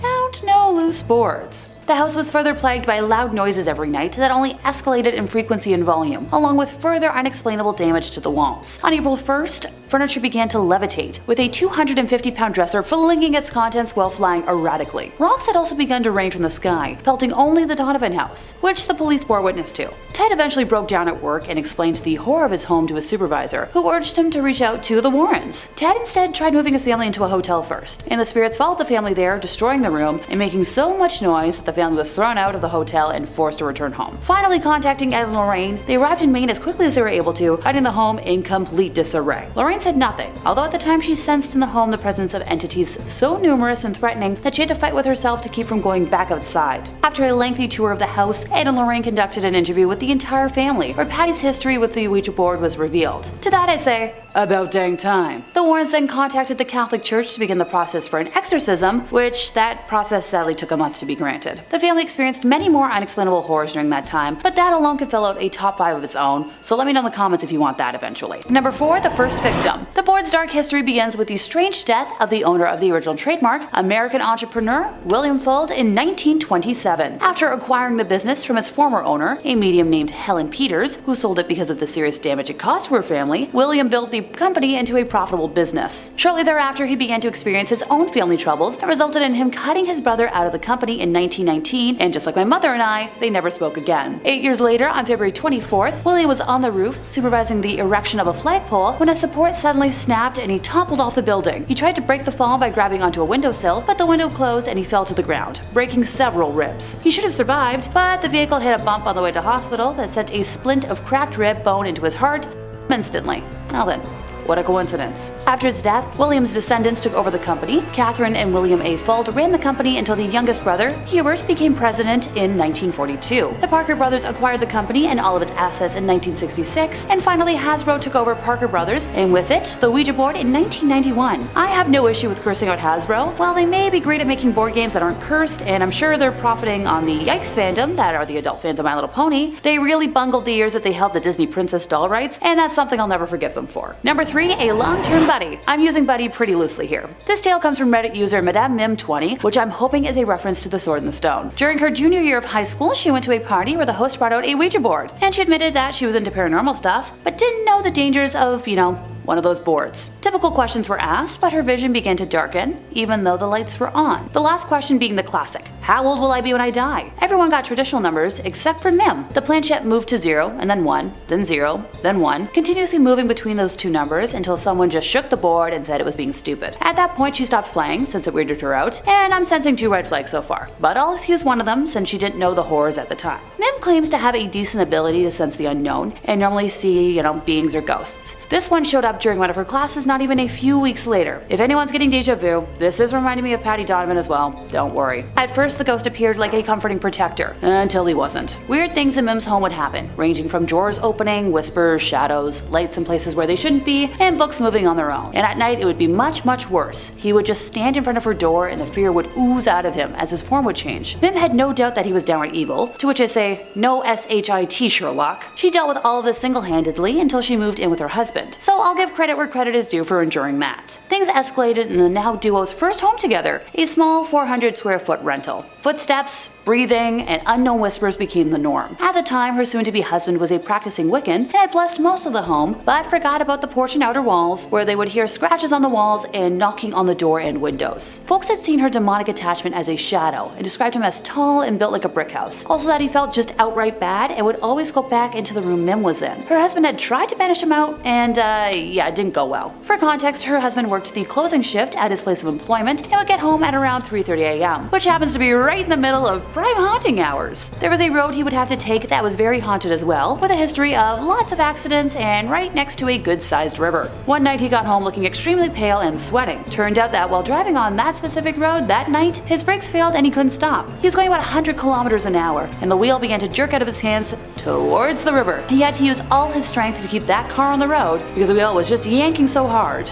To the shock and surprise of no one, the brakes were fine the next day, and ditto for the wheel. This was the final straw, and the duo had a priest bless the entire house and were eventually able to move out of the state and leave whatever it was behind. Number 2, teenage hijinks. This tale comes from a gal named Jenny and also dates back to, high school hijinks. She was at her friend's house for a fun summer weekend, and on the Sunday night, they decided to make themselves a Ouija board, taking all the precautions, using a piece of flat plywood, which was laminated with plastic on one side, and using an old glass, which could later be discarded. This was the first experience for both of the teens, and they assured each other that they were gonna do it properly. No being stupid and pushing the glass around to fool the other. They started off by saying a prayer before asking if there were any spirits present, trying to be specific about only wanting contact with peaceful and good energies and spirits. Here's the thing, you can't guarantee who is going to answer a Ouija board, and evil spirits are gonna lie if they need to deceive you. So while I commend the intent, I'm already sensing a yikes situation. The glass was moving very slowly at first, and they were unsure if it was working or not. The duo asked if there was somebody who wished to talk to them, and the glass moved slowly over to the yes marker. They asked the spirit, if it was male or female, and it indicated that it was female. When asked to spell out its name, the glass first traveled to K,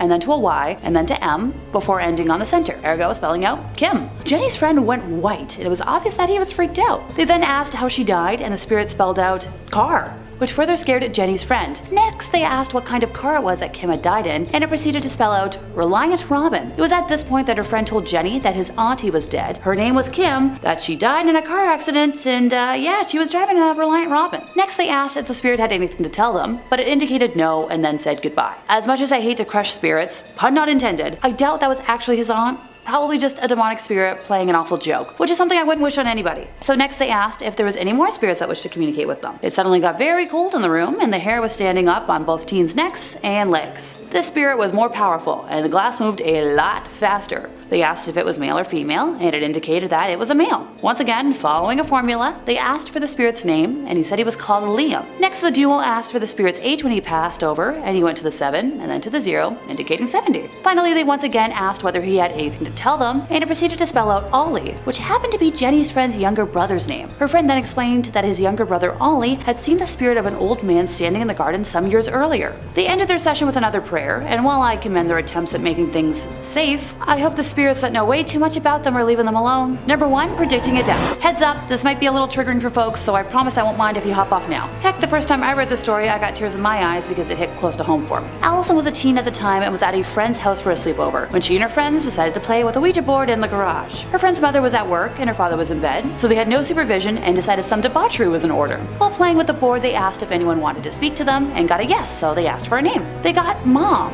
and when they asked for a message, it said under bridge. No one understood the message at the time. Later, after they had gone to bed, there was a knock at the front door. It was the local sheriff who had come to the house to tell the girl's father that his wife had been in a car accident on her way home from work that night, and her car was found submerged in water under a bridge just a few miles from their home. While I don't believe it was actually the mom communicating over the board, I'm just hoping it wasn't a demon who actually caused harm. But yeah, I don't really have much more to say on this tale, other than I feel like I've had the wind knocked out of me. Number 5. Our first story, and not to give away too much of the plot here, but a lot of the other stories, came from a Reddit thread positing the question, what's your scariest Home Alone story? There were many good ones, but the literal top comment was this by Killer or Angel. It was an average night around 9 p.m. Me and my cousin are at his house, and I'm sitting for the night while my mom and aunt are shopping, and my dad and uncle are at the movies. We're just sitting there feeling strange. Something was wrong, but I couldn't really put my finger on it. I got up and walked to the back door to lock it. When I came back, I saw what was causing that weird feeling. In the window, there was a decrepit and homeless looking man just staring into the window looking at us. My protector instinct turned on. I pretended I didn't see the guy, and I told my cousin it was time to go to bed because it was too late. I took him upstairs knowing damn well there was a man outside that wanted in. Now at the time, I was 5'8" and only about 125 pounds. I did play football at school though. If I remember correctly, I went downstairs to grab a meat tenderizer and I turned back to the window. He wasn't there. I ran to the front door and made sure it was locked, and then I ran back upstairs and went to my cousin and sat down in front of the door. He asked me what was happening, and I told him it was nothing to worry about, that he should just get some sleep. I called the cops and then my dad. The cops said they were half an hour away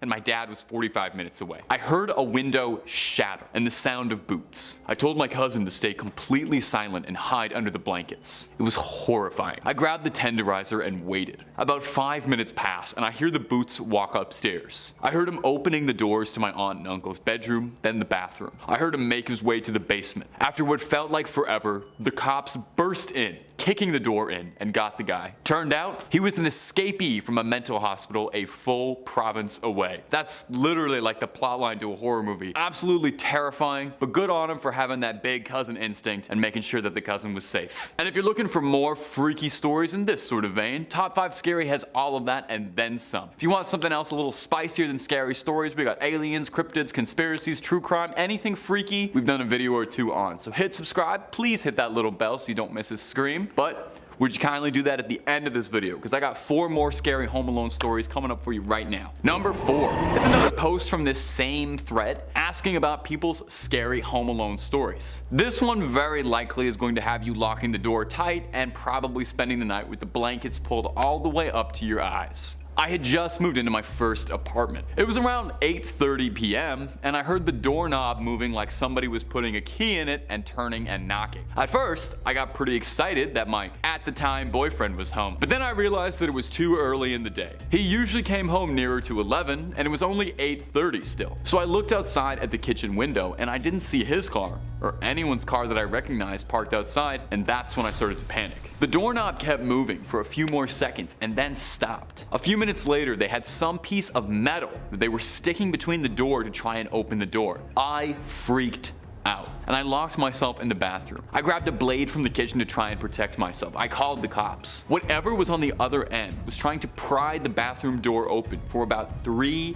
full minutes before they stopped. Interrupting the story a bit, can you even imagine how horrifying that would be? 3 minutes locked in your bathroom waiting for the boys in blue to arrive while someone's clawing at your door? This person is braver than I. For context, this video has been about 4 minutes up to this point. Imagine the entire video you just watched, but you're petrified and shaking in a bathroom. Anyway, back to the story. Eventually the cops came in and they found an elderly man roaming my apartment with a crowbar. He used to live in my apartment and he wanted a bunch of stuff back that we took when we moved in. Police told me he was delusional. I'm so thankful and glad I didn't answer to the door. To this day, my heart still skips a beat when someone knocks on my door. And mine too. I don't think I'm opening my door for strangers anytime soon. Number 3. I was home alone and my parents were out of town. We just moved into the house, so there was an empty lot next to the house with a half-built house on it. My parents were the types to always leave the door unlocked. While they were gone, I was watching TV when all of a sudden, the door that leads into my garage from the inside starts to wiggle. I put my TV on mute to listen and I see it move this time. I start freaking out and I'm kind of in shock looking for the phone. I can't find the house phone, so I search for myself. I remembered I left my charger in my parents' car, so now I am frantically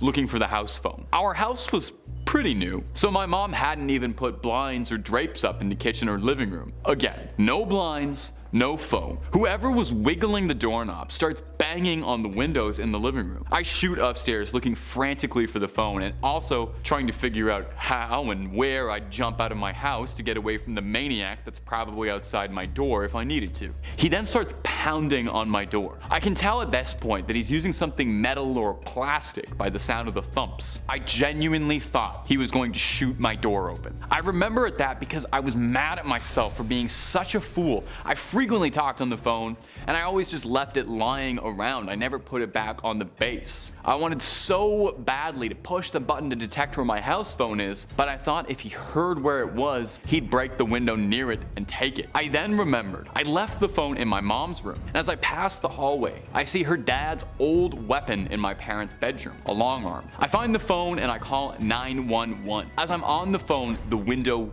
breaks. I'm upstairs and I am scared to death, and suddenly everything goes silent. I'm waiting in my parents' bedroom. Pitch black closet for what seems like eternity. I hear the sirens. Cops show up, but there's no one to be found. I figured they hadn't gone too far since the incident had just occurred, but the cops never found my tormentor. On the plus side, the company that built the house next to us hired overnight security for the house, which was definitely refreshing. Number 2. In fall 2016, I moved into half of a really old house. It was built in the 1880s, a stone's throw from the original campus of Indiana State, which is now a park filled with homeless people. The owners basically turned it into a weird duplex kind of deal. Anyway, the layout of this house was pretty weird. You walked in the door and you were in a living room type space, and then you kept walking and there was a doorway to a bedroom, and past that was the kitchen. No doors. Only door inside the apartment was to the bathroom and one that led to the shared basement. This is a terrible living situation, may I say.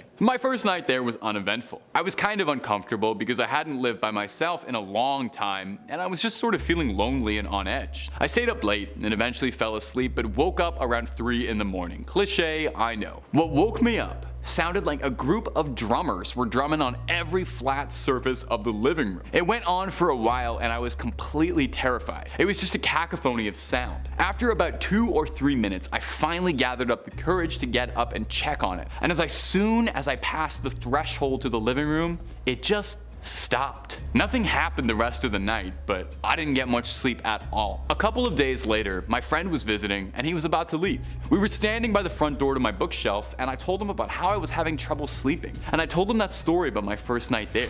As I was saying this, a book threw itself off the bookshelf and onto the floor 3 feet away. It had to fly past the dresser the shelf was perched and landed between the two of us. He just gave me a creeped out look and said, "I have to go."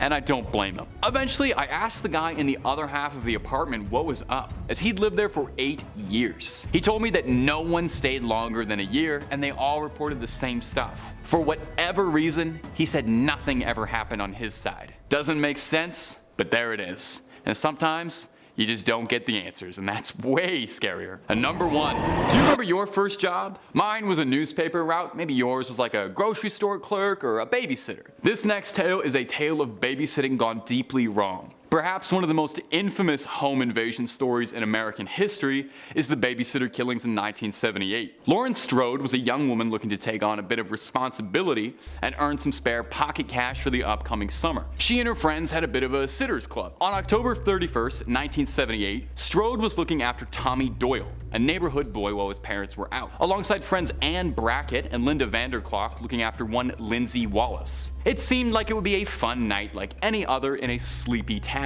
Unfortunately, unbeknownst to the girls, earlier that week a mental patient from Smith's Grove Sanitarium nearby had escaped containment and was on the loose and suspected to be around the Haddonfield area. A quiet investigation being led by Sheriff Brackett, Anne's father, and a psychiatrist at Smith's Grove was underway to try and apprehend the patient, who had been incarcerated after killing his sister years ago in a fit of unprecedented, terrifying violence. The patient had disguised himself and was stalking the streets of Haddonfield and had come across Strode out of a psychotic obsession. He stalked the girl for days until eventually making his move, and then proceeded to invade the home of Linda Vanderklok and strangled her alongside boyfriend Bobby Sims. Strode protected the youth she was looking after, and thankfully both Tommy Doyle and Lindsay Wallace were not harmed in any way, and boldly attacked the invader with a knitting needle, subduing him long enough for authorities to arrive, where he was apprehended and returned to Smith's Grove Sanitarium, where he remained for 40 years. Strode remained in Haddonfield, where she lives quietly and would prefer not to be disturbed, looking after her daughter and granddaughter, and does not celebrate Halloween much anymore.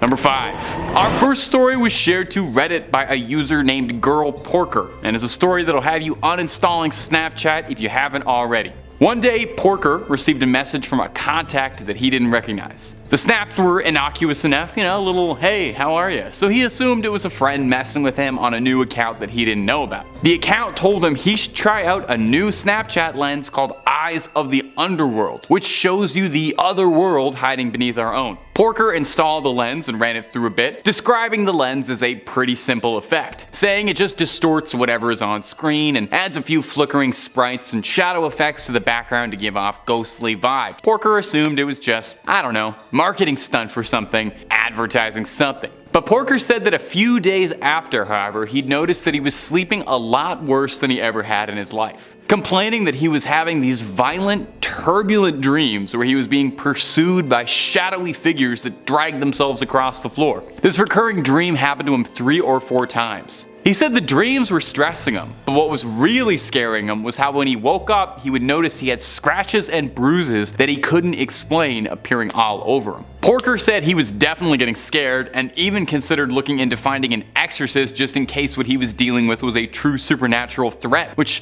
understandable. I think if I woke up with scratches all over me, I'd assume demons were involved, or my cats. Porker smudged his house with sage and attempted to clean his house, but said that this only made things worse, and he started to hear growling late at night and experiencing intense bouts of cold sweats. And in extreme action, Porker destroyed his phone. He filled it to bursting with orange juice to fry the components and hucked it into a river to free himself. Miraculously though, it seemed to work. Porker said that after that the nightmares stopped as quick as they began, and all it cost him was a new phone. I would have tried a factory reset personally before chucking it into the water, but hey, we all have our methods. I don't think a ghost can survive a factory reset. And hey, if you're looking for more ghost stories about creepy technology and all sorts of twisted things out there, Top 5 Scary has all of that and then some. If ghosts aren't your jam, we got aliens, we got cryptids, we got conspiracies, we got true crime, we got fake crime. Basically, if it freaks you out, we got a video or 2 on it. So hit subscribe, please make sure to hit that little bell as well, and I know this is a big ask, would you kindly do that at the end of this video, because I got 4 more scary Snapchat stories for you coming up right now. Number 4, the AI. This story was posted to Reddit as well. Recently, there was a new feature on Snapchat, which was that there was an AI that can talk to you. One day, I was in bed asking it absurd questions. Are you human? What is God to you? That's a very esoteric, absurd question to ask an AI. What is God to you? That is poetic. That's beautiful. It started to say, I'm sorry, I don't have access to this. I don't know where you are, and messages saying, it's just an AI and can't answer those questions. Can any of us answer what God is to us? Hard to ask an AI that. I had an idea to ask it to give me a location nearby. I sent that message knowing it was going to say it doesn't have access to where I live, yada yada yada. Here's a random location near you. It was a random set of coordinates. I copy and pasted the coordinates and I was shocked and confused that it was a field in Nebraska, my home state.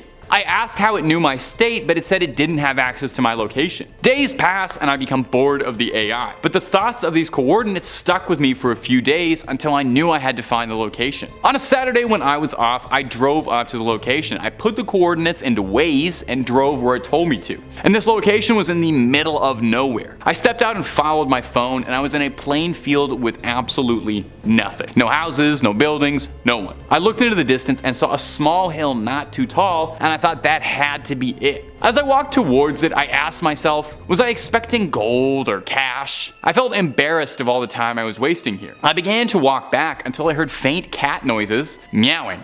I turned behind and was shocked, and I walked back to a tunnel. This tunnel was covered in graffiti and it was too dark to see, so I shined my phone's flashlight. Right in front of me was a long, fleshy, skinless creature. It didn't look like it had eyes, but its mouth was a nightmare. It had rusted teeth and fingernails, and it stood there with its arm mangled. I ran back to the car. The next few days I couldn't sleep. I messaged the Snapchat team about finding illegal stuff, but I knew no one would believe me. I was so confused about how the AI gave me coordinates there. I tried to forget all about it until the next few weeks I started to see talk around town about missing construction workers all near a sewer.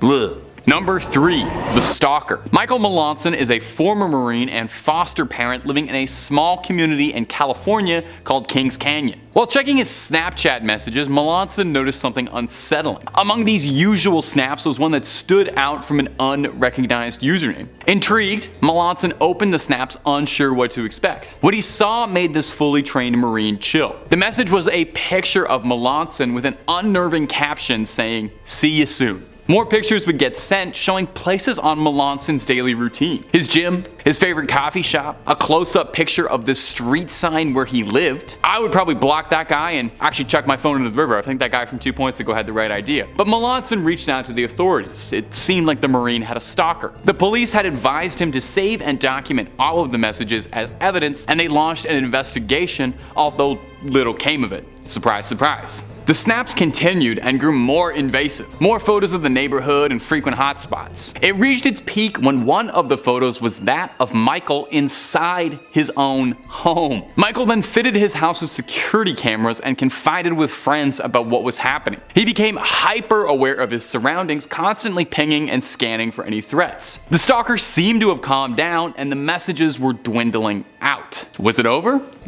If only. Eventually, the police were able to track the IP to a location nearby. The subject was a disturbed individual with a fascination with Melanson, a young man by the name of Riley Poeta, who worked at the bowling alley Melanson lived below and frequented and did most of his business in. He was taken in. The story is a modern-day horror movie plot, a reminder that not everyone in your neighborhood is as friendly as you might want them to be, and with the right information, anyone can get a hold of you. Truly spine-chilling stuff. Number 2, Thomas Sparks. Thomas Sparks was an amateur athlete who used his Snapchat mostly to highlight his athletics and daily vlogs about his life. A gymnast trying to attain as many world records as he could. And he might have broken the record for most haunted Snapchat story out there. Dubious one. Listen to the story he posted to Reddit. One day while browsing the app, Sparks uncovered a filter he hadn't seen advertised anywhere, which allegedly would show supernatural entities on camera. A joke, obviously, just meant for fun, sounds fun. Sparks uploaded a few videos showing off the filter, thinking it nothing more than a game. But as the days went on, Sparks noticed that even when he wasn't using his phone at all, he would occasionally catch glimpses of ghostly figures in his vision, vanishing when he tried to meet them head on. Sparks attributed it to working out maybe a little bit too hard and not getting enough rest and not drinking enough water. Stay hydrated. If you learn anything from Top 5 Scary, stay hydrated. Sparks said that after about a week after installing the filter, he began hearing faint whispers when he was alone in his bedroom and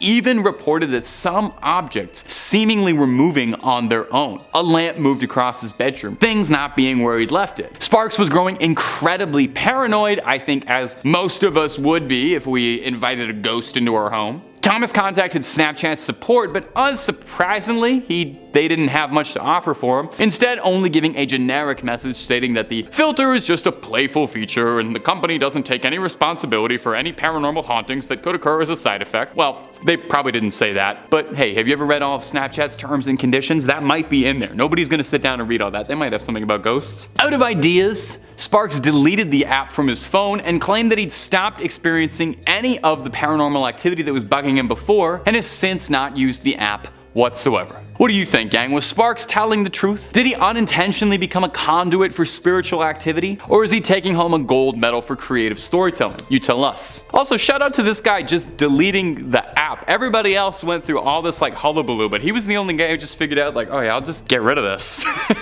Seems way easier than anything else. And finally, number 1. Snapchat stories can be a very mixed bag. There's good odds most of what you'll see is just sponsored junk, ads for IGN, models doing their thing, you know. But every now and then you come across something that catches your eye and hooks you in, maybe too far. That's what happened to James Brett Varney, an educator from Moncton, New Brunswick. Varney reportedly, while scrolling through stories, clicked on one from a profile he hadn't heard of called Unknown Realms. The story in question was a series of random, quickly edited, unsettling videos. Cryptic symbols, unintelligible writing and sounds, and quick flashes of people in dark robes surrounded by candles and ominous objects looking like a deleted scene out of Eyes Wide Shut. Varney was naturally unnerved by what he had seen, but brushed it off, assuming it was probably just, you know, promo for some sleeper indie horror A24 hit that your friends are all gonna say is really good, but you're never actually gonna watch. As time went on though, Varney found himself thinking more and more about the flashing images, saying that it felt like it was a dream replaying in his head over and over,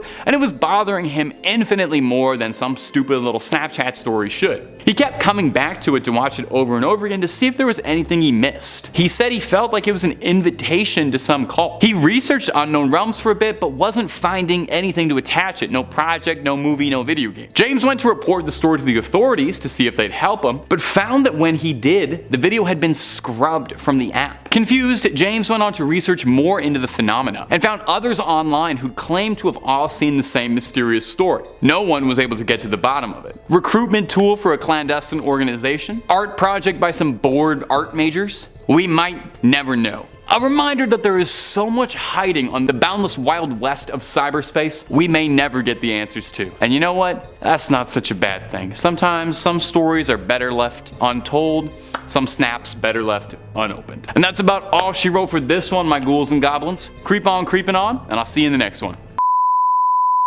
Hey, how you doing? Sorry. Today we have a...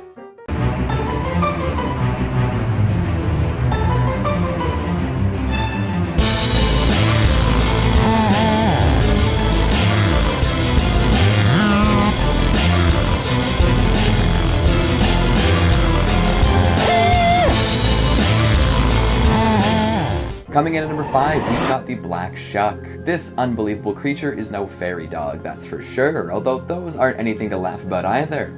This is the true terror dog, the brutal, big, bad boy.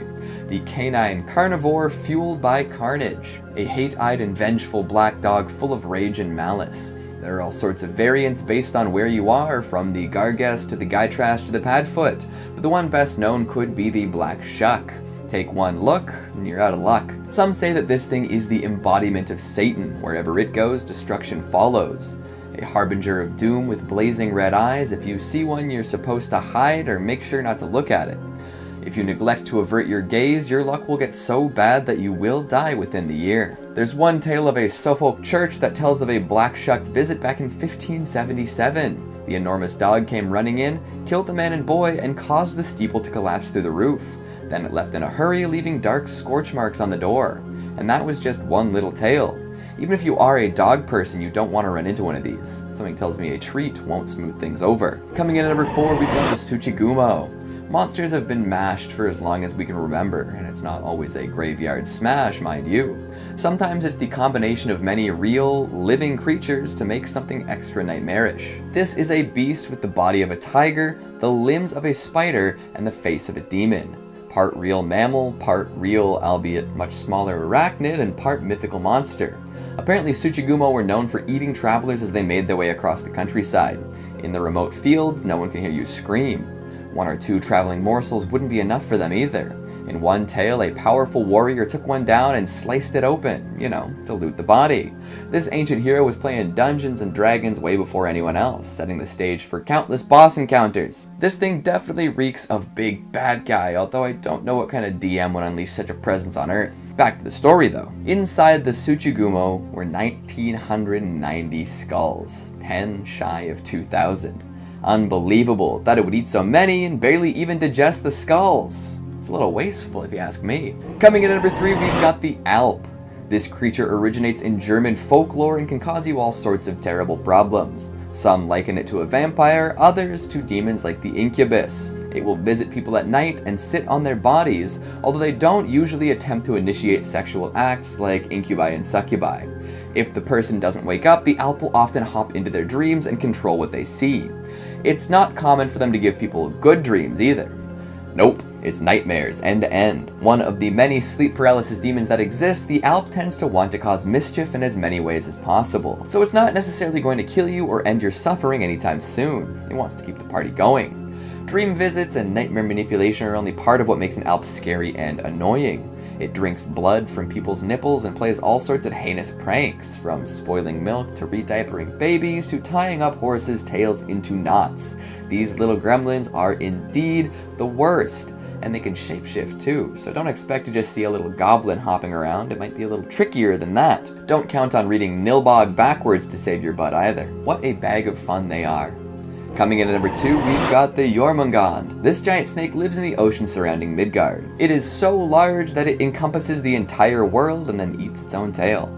As I previously mentioned, it's the sibling of Fenrir, which is kind of odd considering that one is a wolf and one is a snake, but hey, Loki definitely got around. Jormungand is famous for its rivalry with Thor. The two would engage in many legendary battles over the years. One of said tales has Thor fishing in the sea for the serpent. He snags it and starts pulling. As it gets closer to the surface, the giant Mir becomes terrified. He sees Jormungand dribbling blood and poison and decides to cut the line, sending the snake back down into the depths. Thor was not happy about this development. Later on, of course, the two meet during Ragnarok. One telltale sign that Ragnarok is coming is the violent unrest of the seas. This happens because our slippery pal here has released his tail from his mouth and begins to flop onto land. Once this happens, it will spit poison to fill half the earth. The snake and the god do battle, with Thor emerging victorious but then succumbing to poison.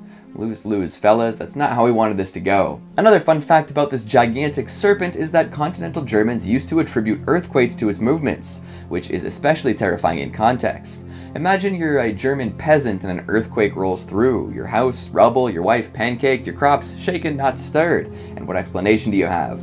Oh, a snake bigger than anything you could ever imagine. Cool. Good. Glad to know that there's something just slithering around beneath us and could surface at any moment.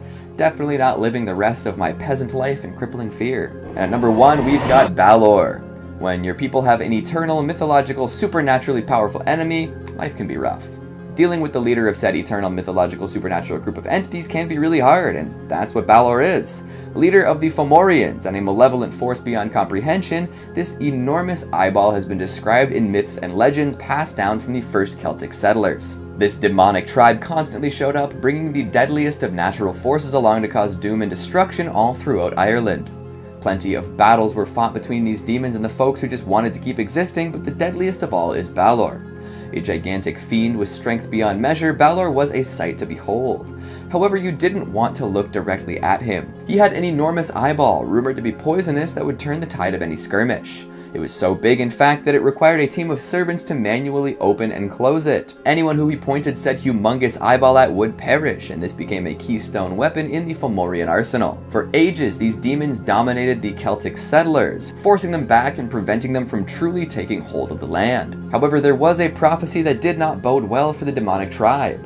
Apparently, his grandson would one day strike him down and dethrone the Fomorians in one decisive blow. This giant eye did everything that it could to prevent this from happening though. Hiding his daughter away to prevent her from ever bearing children, Balor was careful not to let any grandchildren make it onto the scene. However, a priestess managed to sneak a human hero into her quarters, and this man seduced the woman, resulting in triplets, only one of which survived. And wouldn't you know it, the surviving sibling grew up to be the heroic Lou Lamfada. Lou was an ace with the good old slingshot and managed to get his granddad right in the eye. There's something about slingshots and giant eyeballs in mythology, eh?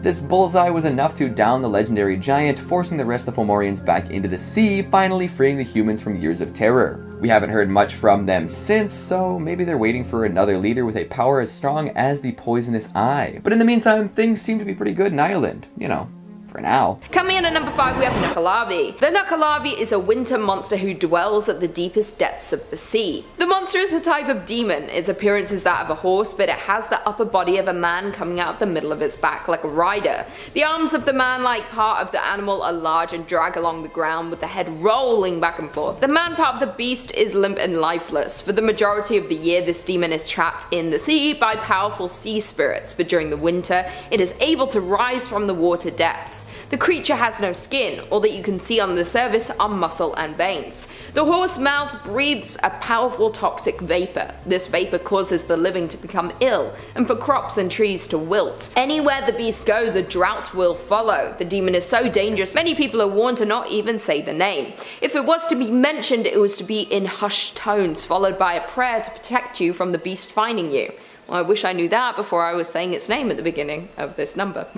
Some say the creature is responsible for all the great plagues and when people are having trouble with their livestock or harvest. If you were to see the creature, it would begin to pursue you. Once you have looked at it, there is no escape. It will be relentless in its pursuit of you. It does, however, have one weakness. As a creature of the sea and of sickness, it is unable to stand on or cross fresh water. The only escape is to find and immerse yourself in fresh water so it has no way to reach you. Once you have done this, it should give up its pursuit. Coming in at number 4, we have Yuki-onna. Yuki-onna is a Japanese spirit. She is a deadly monster, also referred to as Snow Woman.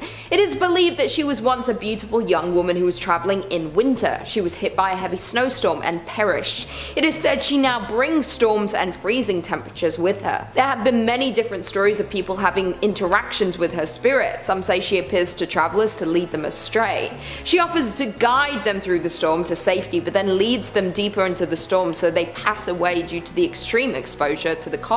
Others have seen her with a child in her arms known as Yukinko. The child wears a straw snow cloak that is traditional in Japan. Yuki-onna will freeze anyone who attempts to take the child from her. Sometimes she even goes into people's homes. She will burst open the doors and open the windows. She'll bring the storm into their home to freeze them in their sleep. The reasons for her attacks are unknown. Some say there is no reason, that her actions are random. Others think she is not aware of her actions. She was simply cursed by the storm that took her life. There is currently no way to escape from the Snow Woman. There are stories of her showing mercy and sparing people, but why she does this we don't know. The best way to stay safe from her is to avoid any extreme weather conditions during winter, or you might just get to meet her yourself. Coming in at number 3, we have Chenoo. Chenoo bears some similarities to the Wendigo. It comes from the Wabanti tribes of the northeast of the US. The thing that many people find terrifying about the Chenoo is that it was once human. A Chenoo is created when a human being commits cannibalism, or if they refuse to help feed someone who is starving. This then causes the human heart to freeze and turn to pure ice. Once this happens, they begin to change into the Chenoo. Chenoos are giant compared to their original form. Once transformed, they look like a wolf-like man with chunk of flesh missing from their body where they have eaten parts of their own flesh. It will often camouflage itself to blend in with its environment in the forest. It will stick fallen branches and leaves to its flesh. Their home is in the mountains of the far icy north. They will only venture down to the forest when hungry.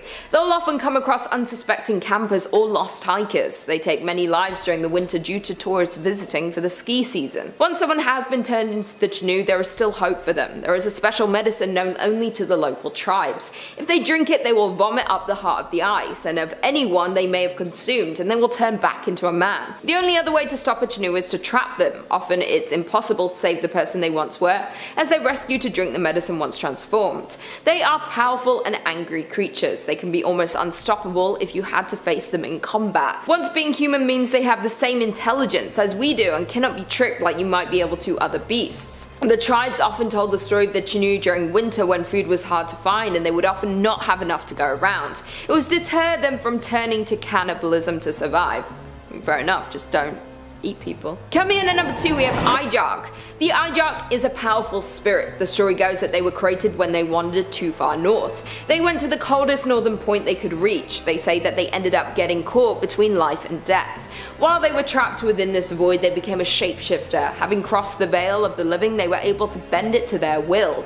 The only thing that the shapeshifter cannot change is their blood red eyes. This is the only indicator that the person is an imposter who has changed into their current form. It's true form looks like any usual person until you see its face. Its eyes and mouth are sideways. It's said that if you were to look at it directly it will disappear, but people have seen it from the corner of their eyes and have been able to create a description from this. It is said that they target unsuspecting travelers. They will disorient them so that even if their destination was in sight, they would become lost and led far away from the path they were on. It is said they would often create and live in colonies together and will confuse those who track them down to stop anyone from entering their territory. Sometimes, however, when they choose, the living does enter their realm. They will drag the living to the realm of the undead. Many people will have had an experience with these beings and never knew it. They leave you stranded with memory loss. You will suddenly feel lost, unable to remember where you were heading in the first place. Do you think you have met one before? I probably have. I've been around. And finally, in at number 1 we have Yeti. The Yeti, or abominable snowman, is probably the first thing that you will think of when it comes to frozen creatures. Mentioned a lot in popular culture, the Yeti had quite a name for itself. Although many say that it doesn't exist, there have been many times when it's caught on camera. The creature is tall, is an ape-like being. It comes from the Himalayas in Nepal. It's covered in soft white hair, like fresh snow, as to blend in with its environment. It is known to attack if humans come across its habitat, or even wonders to local towns. The old tribes of the area used to worship the Yeti as a spirit of nature protecting the mountains. The creature is terrifying to encounter with large teeth and claws. While stood up, it towers over all the animals and humans. In the 20th century, there were many reported sightings of the creature. People were increasingly making attempts to scale the mountains to catch a sight of the Yeti. People found strange tracks or saw the creature from afar. One team even brought back hairs they claimed belonged to the animal that they had found on their investigation of the mountain.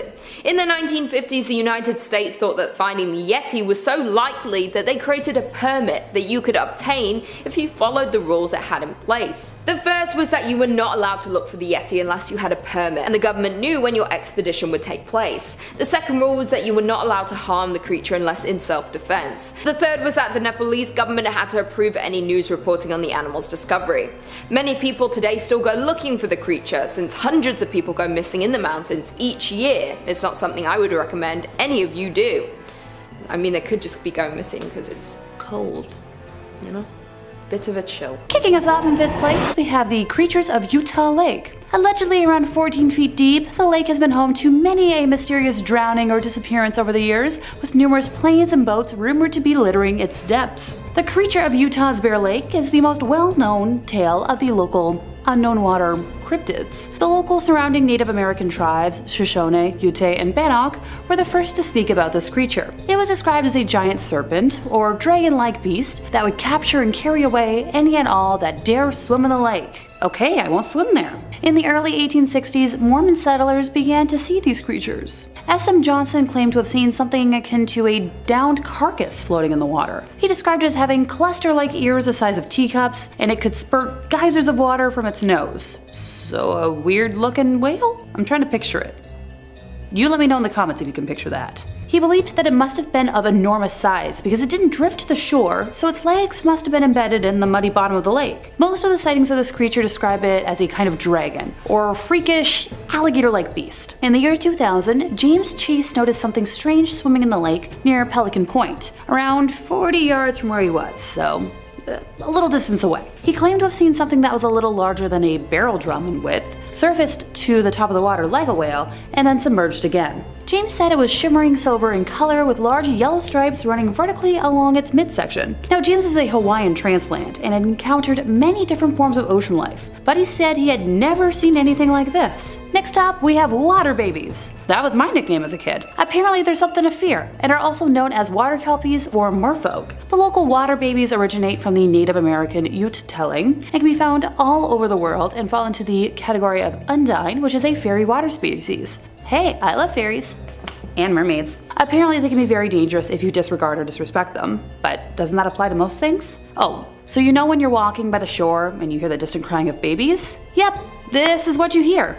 Now most people will only hear them, because if you see them, I hate to break it to you, but probably too late for you. Many a boater has come upon what looks like floating reeds or lakeweed, but in actuality, it's the hair of the water baby just floating at the surface, and just below it, this water baby hides, waiting for the unsuspecting fisherman to fall into its trap. Okay, Good to know if I ever randomly decide to take up fishing. Probably not gonna happen, I've done it like once in my lifetime. In 4th place, we have modern mummification. Yes, I'll back it up with some context first. I'm not evil. This is one of 2 scary religions I'll be discussing today. And while they're not necessarily on the traumatizing level of scary, it definitely falls under unsettling for, well, me at least. Back in 1975, Claude Corky Noel claimed to have had an encounter with highly intelligent beings he called Summa individuals, who revealed to him the true nature of the universe. Corky promptly changed his legal name to Summum Bonum Amon Ra, Corky Ra for short, and founded the Summum religion. Its name is a play on the Latin word summus, meaning highest, and the religion is based out of Salt Lake City. To an outside observer like myself, Summum resembles a blend of science fiction, with alien encounters, cloning, New Age mysticism, and a healthy blend of ancient religions. Summum draws many of its beliefs from Egyptian polytheism, with a particular emphasis on the sun god Ra, although it also relies on the teachings of Gnostic Christians, such as those found in the Gospel of Thomas. Practicing the religion relies heavily on meditation, aimed at the summum goal of spiritual psychokinesis. For those who are unaware, psychokinesis is the power to move objects with your brain. Something I wouldn't mind doing when I do my grocery run next week. Groceries get heavy. A particular peculiarity of the church is that it practices modern mummification. Fun alliteration. It believes that mummification allows for a soul to smoothly depart from our world to the next. Additionally, it claims that the modern mummification process they use preserves the cells and enables them to be cloned in the future. Do you at least sign a consent form first? For some followers, reincarnation is a scientific as well as a spiritual concept. The Summum Pyramid was built between 1977 to 79 and serves as the church's main teaching space, meditation hall, and provider of modern mummification. Yeah, try saying that 5 times fast. Their pyramid, like their religion, is sealed except to the open mind. Whatever the heck that means. Here's something to chew on. The pyramid itself, which incorporates, the divine proportions into its measurements, is not zoned as a church, but take a wild guess. You're not gonna get this. A bonded winery. This is so the pyramid can produce what the Summum Church calls nectar publications, which are alcoholic drinks used during meditation services. Since the organization doesn't keep formal membership records, they base the number of people who have received the message of Summum on the number of wine bottles, or publications, they have distributed, which is somewhere around 250,000 to date. Okay, this is so wild to me, seeing as Utah is one of the driest states out there. To make ends meet, the Summum Church offers mummification services to non-Summum members for those who yearn for something more. It offers the service to both humans and pets alike. Prices range from $67,000 for a person to as low as $4,000 for a pet under 15 pounds. All I can think about right now is like that one episode of Criminal Minds where the unsub mummified people while they were still alive, and I kinda hate my brain for it. In 3rd place, we have the legend of Old Main. As the legend goes, Virginia Loomis had her life ended in the late 1800s, and her body was discovered on the boulder used to make many of the bricks to construct the Cedar City building in 1898. It's said that some of the bricks contain her red bodily fluids, with one of them being occasionally on display at Southern Utah University. The supposed killer, Stephen Farr, later in life was hired as a janitor at the university, where revenge was served. On his first day of work, he was lighting the old coal furnace in Old Main's basement when something caused the furnace door to slam shut on his arm. Stephen burned to death, unable to wrench free, becoming the human torch that burned Old Main to the ground in 1948. It's said the ghost of Virginia was seen laughing in the flames, and Virginia was written on Stephen's skull. It's referenced at least as far back as a university newspaper article in 1986. There, it talks about the spooky happenings documented from the beginning, and a parapsychology expert who was brought in back in 1948 to solve 50 years of the building haunting people. I'm all for a girl power gal haunting like she rightfully deserves. In 2nd place, time to visit Skinwalker Ranch. Dang, it's been a minute since I've talked about cryptids, hasn't it? Well, here we go. Sherman Ranch, also known as Skinwalker Ranch, has been reported as a hub for paranormal activity ranging from UFO sightings to strange beasts with red eyes. The 500 acres of isolated land is located between Ballard and Vernal in Utah. The Sherman family acquired the ranch in the 1990s, but Native American myths of skinwalkers, witches with the ability to shapeshift into various animals, have haunted the region for centuries. Before the Sherman family inhabited the ranch, the spot was known as UFO Alley, and the Desert News reported in 1978 that nearby residents had spotted a dome-shaped UFO over the ranch that was surrounded by a glowing green light. Now, the supernatural activity didn't end when the Sherman family inhabited the ranch. The family reported doorways of light appearing in the midair, cattle that vanished, animals mutilated on the property, crop circle-like patterns in the surrounding fields, unidentified flying objects or orbs, and invisible objects emitting destructive magnetic fields. While investigating the disappearance of cattle, one man reportedly saw a large beast, like a wolf but larger, and cattle near the ranch. The man fired a tiny kaboom at the creature that hit its intended target, but the creature didn't slow down and appeared to escape unscathed. Well, if I ever find myself in Utah for some weird reason, I know where to visit. In first place, we have the Kingston Group Cult. This is sadly the one entry on today's list that's more horrifying from icky stuff instead of, spooky stuff. So if you want to jump over to the conclusion for ooky spooky creepy instead of yikes, feel free to do so now. I'll meet you there. For those who feel like they can endure listening to this, here goes. In 2022, the Kingston Group was on the receiving end of a lawsuit from former members that alleged years of unpaid labor, people selling, and icky non-consensual sexual stuff. The sex ex-members claim that it's largely through illegal marriage practices that the group is able to unlawfully make women and their offspring religious martyrs and traffic them for sexual and labor purposes. The lawsuit contains explicit details of how Kingston Group leaders allegedly arrange incestuous and sometimes way too young marriages between youngins and adult men with exalted status to produce hundreds of future followers. The suit alleges episodes of forced insemination aimed at forcing pregnancy and teaching elementary school attendees about plural marriage. 9 of the plaintiffs claim that the Kingston Group made them begin working during their elementary or preschool days, through their late teenage years, never receiving a paycheck. In her complaint, Amanda Ray Grant claimed she was assigned to work in her early teens at Advanced Copy, where wedding announcements and invitations were printed because, wedding pictures of incestuous or plural marriages can't be printed at Walmart. Another plaintiff, Jeremy Roberts, says he started working 4 hours a day, year-round, at a farm run by the Order when he's in the higher single digits of age, and by the time he was in the lower double digits, he was working 12-hour shifts at a mine that the Order ran. While the Kingston Group, founded in 1935, is not affiliated with the infamous FLDS, members practice a fundamentalist version of Mormonism that involves, polygamy. Members are primarily born into the organization, whose leader, Paul Eden Kingston, is known as the Man in the Watchtower. The lawsuit explains how the birth certificates of multiple plaintiffs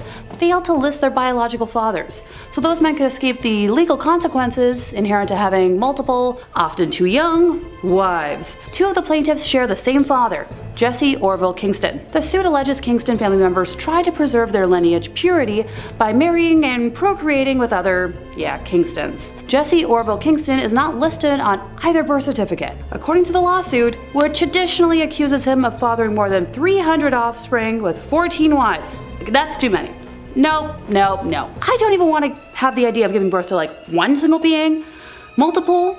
300 divided by 14? I don't like that math. No. The Kingston Group argued that it's the parents' prerogative to file birth records for their children how they choose within the bounds of law, saying in a statement that it's especially true of the mother, who has the legal right to establish paternity or not to establish paternity at the time of filing. Okay. The statement added that the group has not issued any specific guidance for members pertaining to birth certificates, medical records, but encourages its members to follow the law.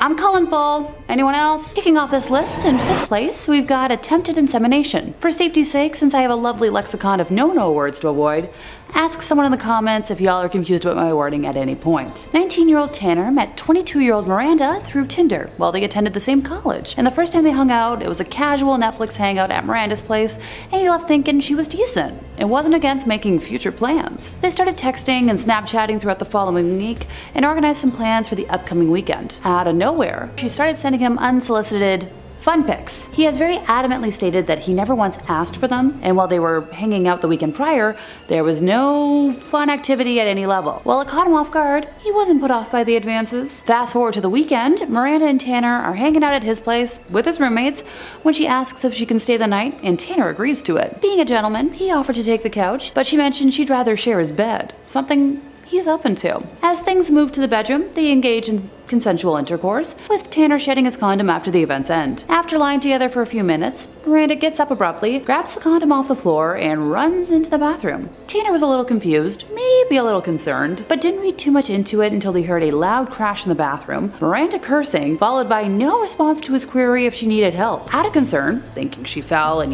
cracked her head open or something, he approached the washroom, witnessing Miranda standing in his shower with one leg propped up, trying to shove the condom up her, hoo-ha, after she had flipped it inside out. Tanner rightfully panicked and slammed the door, unsure of how to act. Miranda quickly left, and Tanner never heard from her ever again. While this story might not seem as horrific as others to come, it definitely left my mind boggled. In fourth place, we have a multifaceted date. On a random lonely fall day, resident lonely heart Nicholas was swiping and matched up with a lovely looking lady named Holly and sent off a hello to kickstart a conversation. While I might not be much of a dating app expert, that's quite often a long shot way of catching attention, but hey, it worked. Holly immediately offered to meet up, and Nicholas jumped at the offer, with the duo deciding to meet at a nearby frozen yogurt spot. When he arrived, Holly was already deep in a bowl of dessert, so he purchased his own serving and joined her, with the duo exchanging the usual small talk to break the ice. Eventually, the topic of school came up, and at the time, Nicholas was a junior in college, so he told Holly about what he was studying and that he wasn't entirely sure what he wanted to do after he graduated. She laughed in response, saying she knew exactly what he meant. Who doesn't? Holly explained that throughout her time in high school, she regularly wore men's clothing, and as a result, had an interest in designing men's clothes. So naturally, Nicholas asked if she was studying fashion, and she responded by telling him that she hated high school so much that she decided not to go to college, which, honestly, I can kind of understand. She continued by saying that she was a very creative person, and that she was writing a book before also casually mentioning how she was in the process of starting a photography company. Nicholas asked how those were going, and she said that they were more theoretical than reality at that point, going on to explain that her backup plan, if none of the other endeavors panned out, was to become a surgeon. Although she lacked any of the training for it, Holly gleefully told Nicholas that she could see herself going down that path because she wasn't afraid of red bodily fluids and gore, which grossed Nicholas out. Without prompting, Holly continued by telling him that she was certain she could handle the graphic nature of being a surgeon because she personally euthanized a sheep that past summer, describing the ending in detail, going as far as mimicking the human-like shriek that the animal made when she ended it. Now this is where most people would probably start, making a run for it, but Nicholas was determined to see if there was more to this wild tale. Alright, Holly went more in depth with details, claiming that her family regularly euthanized goats and sheep as part of rituals for their strong shaman background. She hushed her voice as she leaned in and said that her religion had actually gifted her with psychic powers, which manifested as voices in her head, and those voices were so strong that they were telling her exactly what to write in that book that she had already mentioned. At this point, Nicholas finally made an excuse to leave, blocking her, and never heard from her ever again.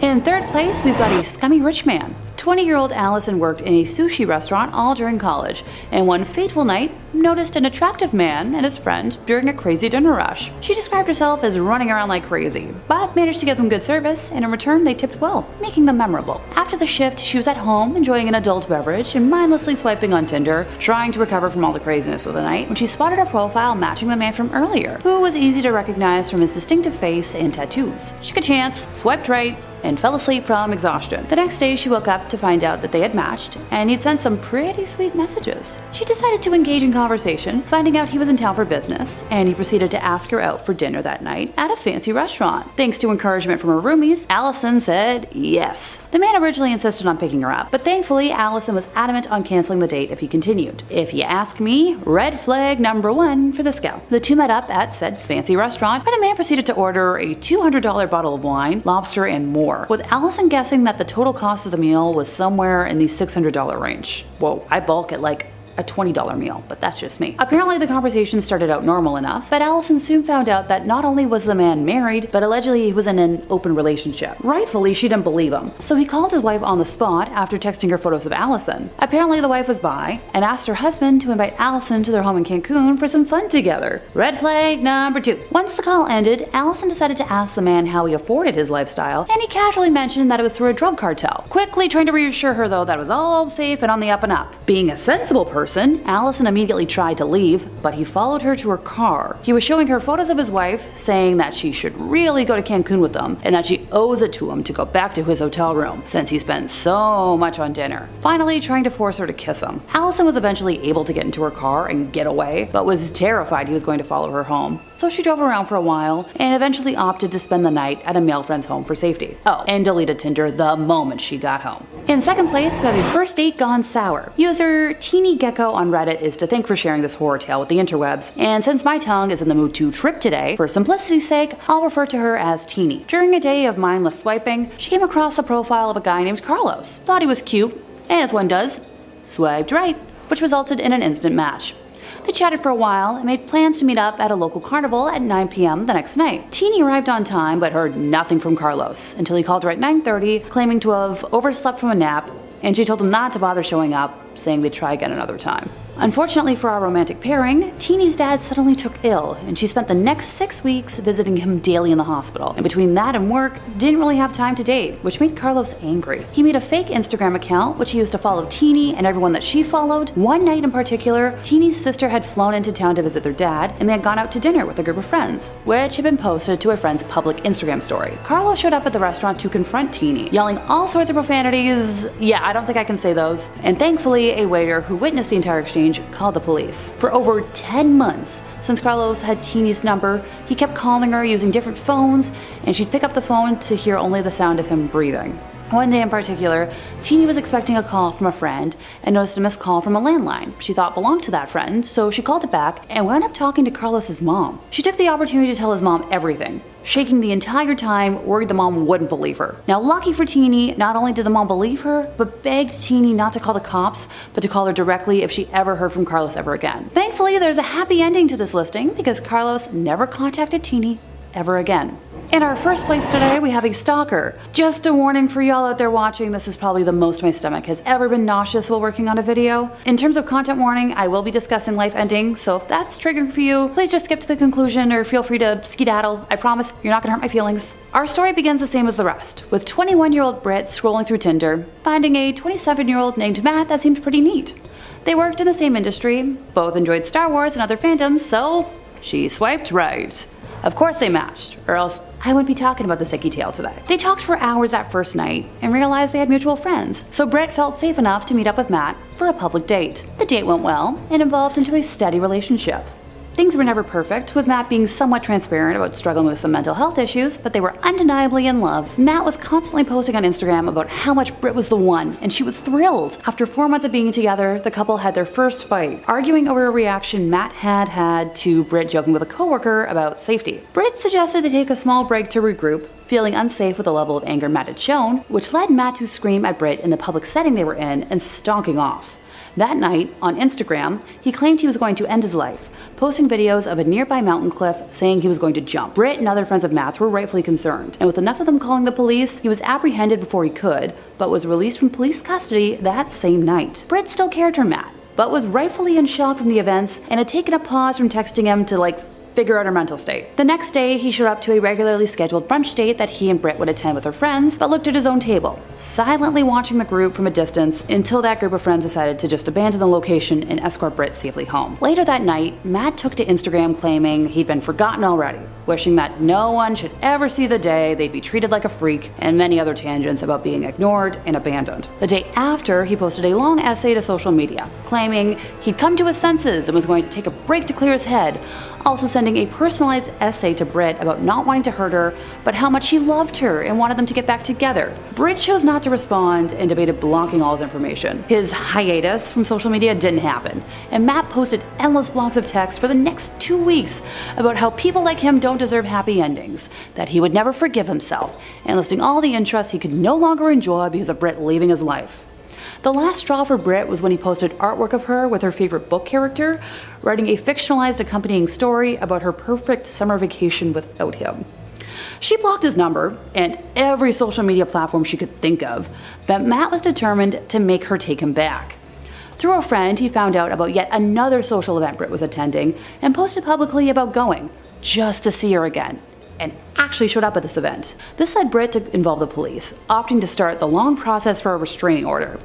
Over the next 2 months leading up to her first court date, Matt publicly claimed to attempt to end himself no less than a dozen times, with multiple countdowns, flipping between claiming that Britt was cruel and abandoned him, but also that he needed her and the other friends that had since cut ties with him back. He would call her number and leave voicemails, had bookmarked an anonymous app that she had previously used for public questions to send her statements to please take him back, but also asking how much guilt she would feel about celebrating his death and more. I'd be here for over an hour if I went in depth about just how much this guy posted over those months. He would post photos of them together and regularly list off names of people that had cut him off. Finally, the day came for the first court appearance, and despite Matt's claims of wanting to see her, he didn't appear. He later posted that he thought the summons was just a scare tactic and started yet another death day countdown, this time alleging that he wanted to jump off the roof of Britt's building and haunt her for the rest of her life. Eventually, he was sentenced to prison for his actions, and I've never been happier to see a peaceful ending.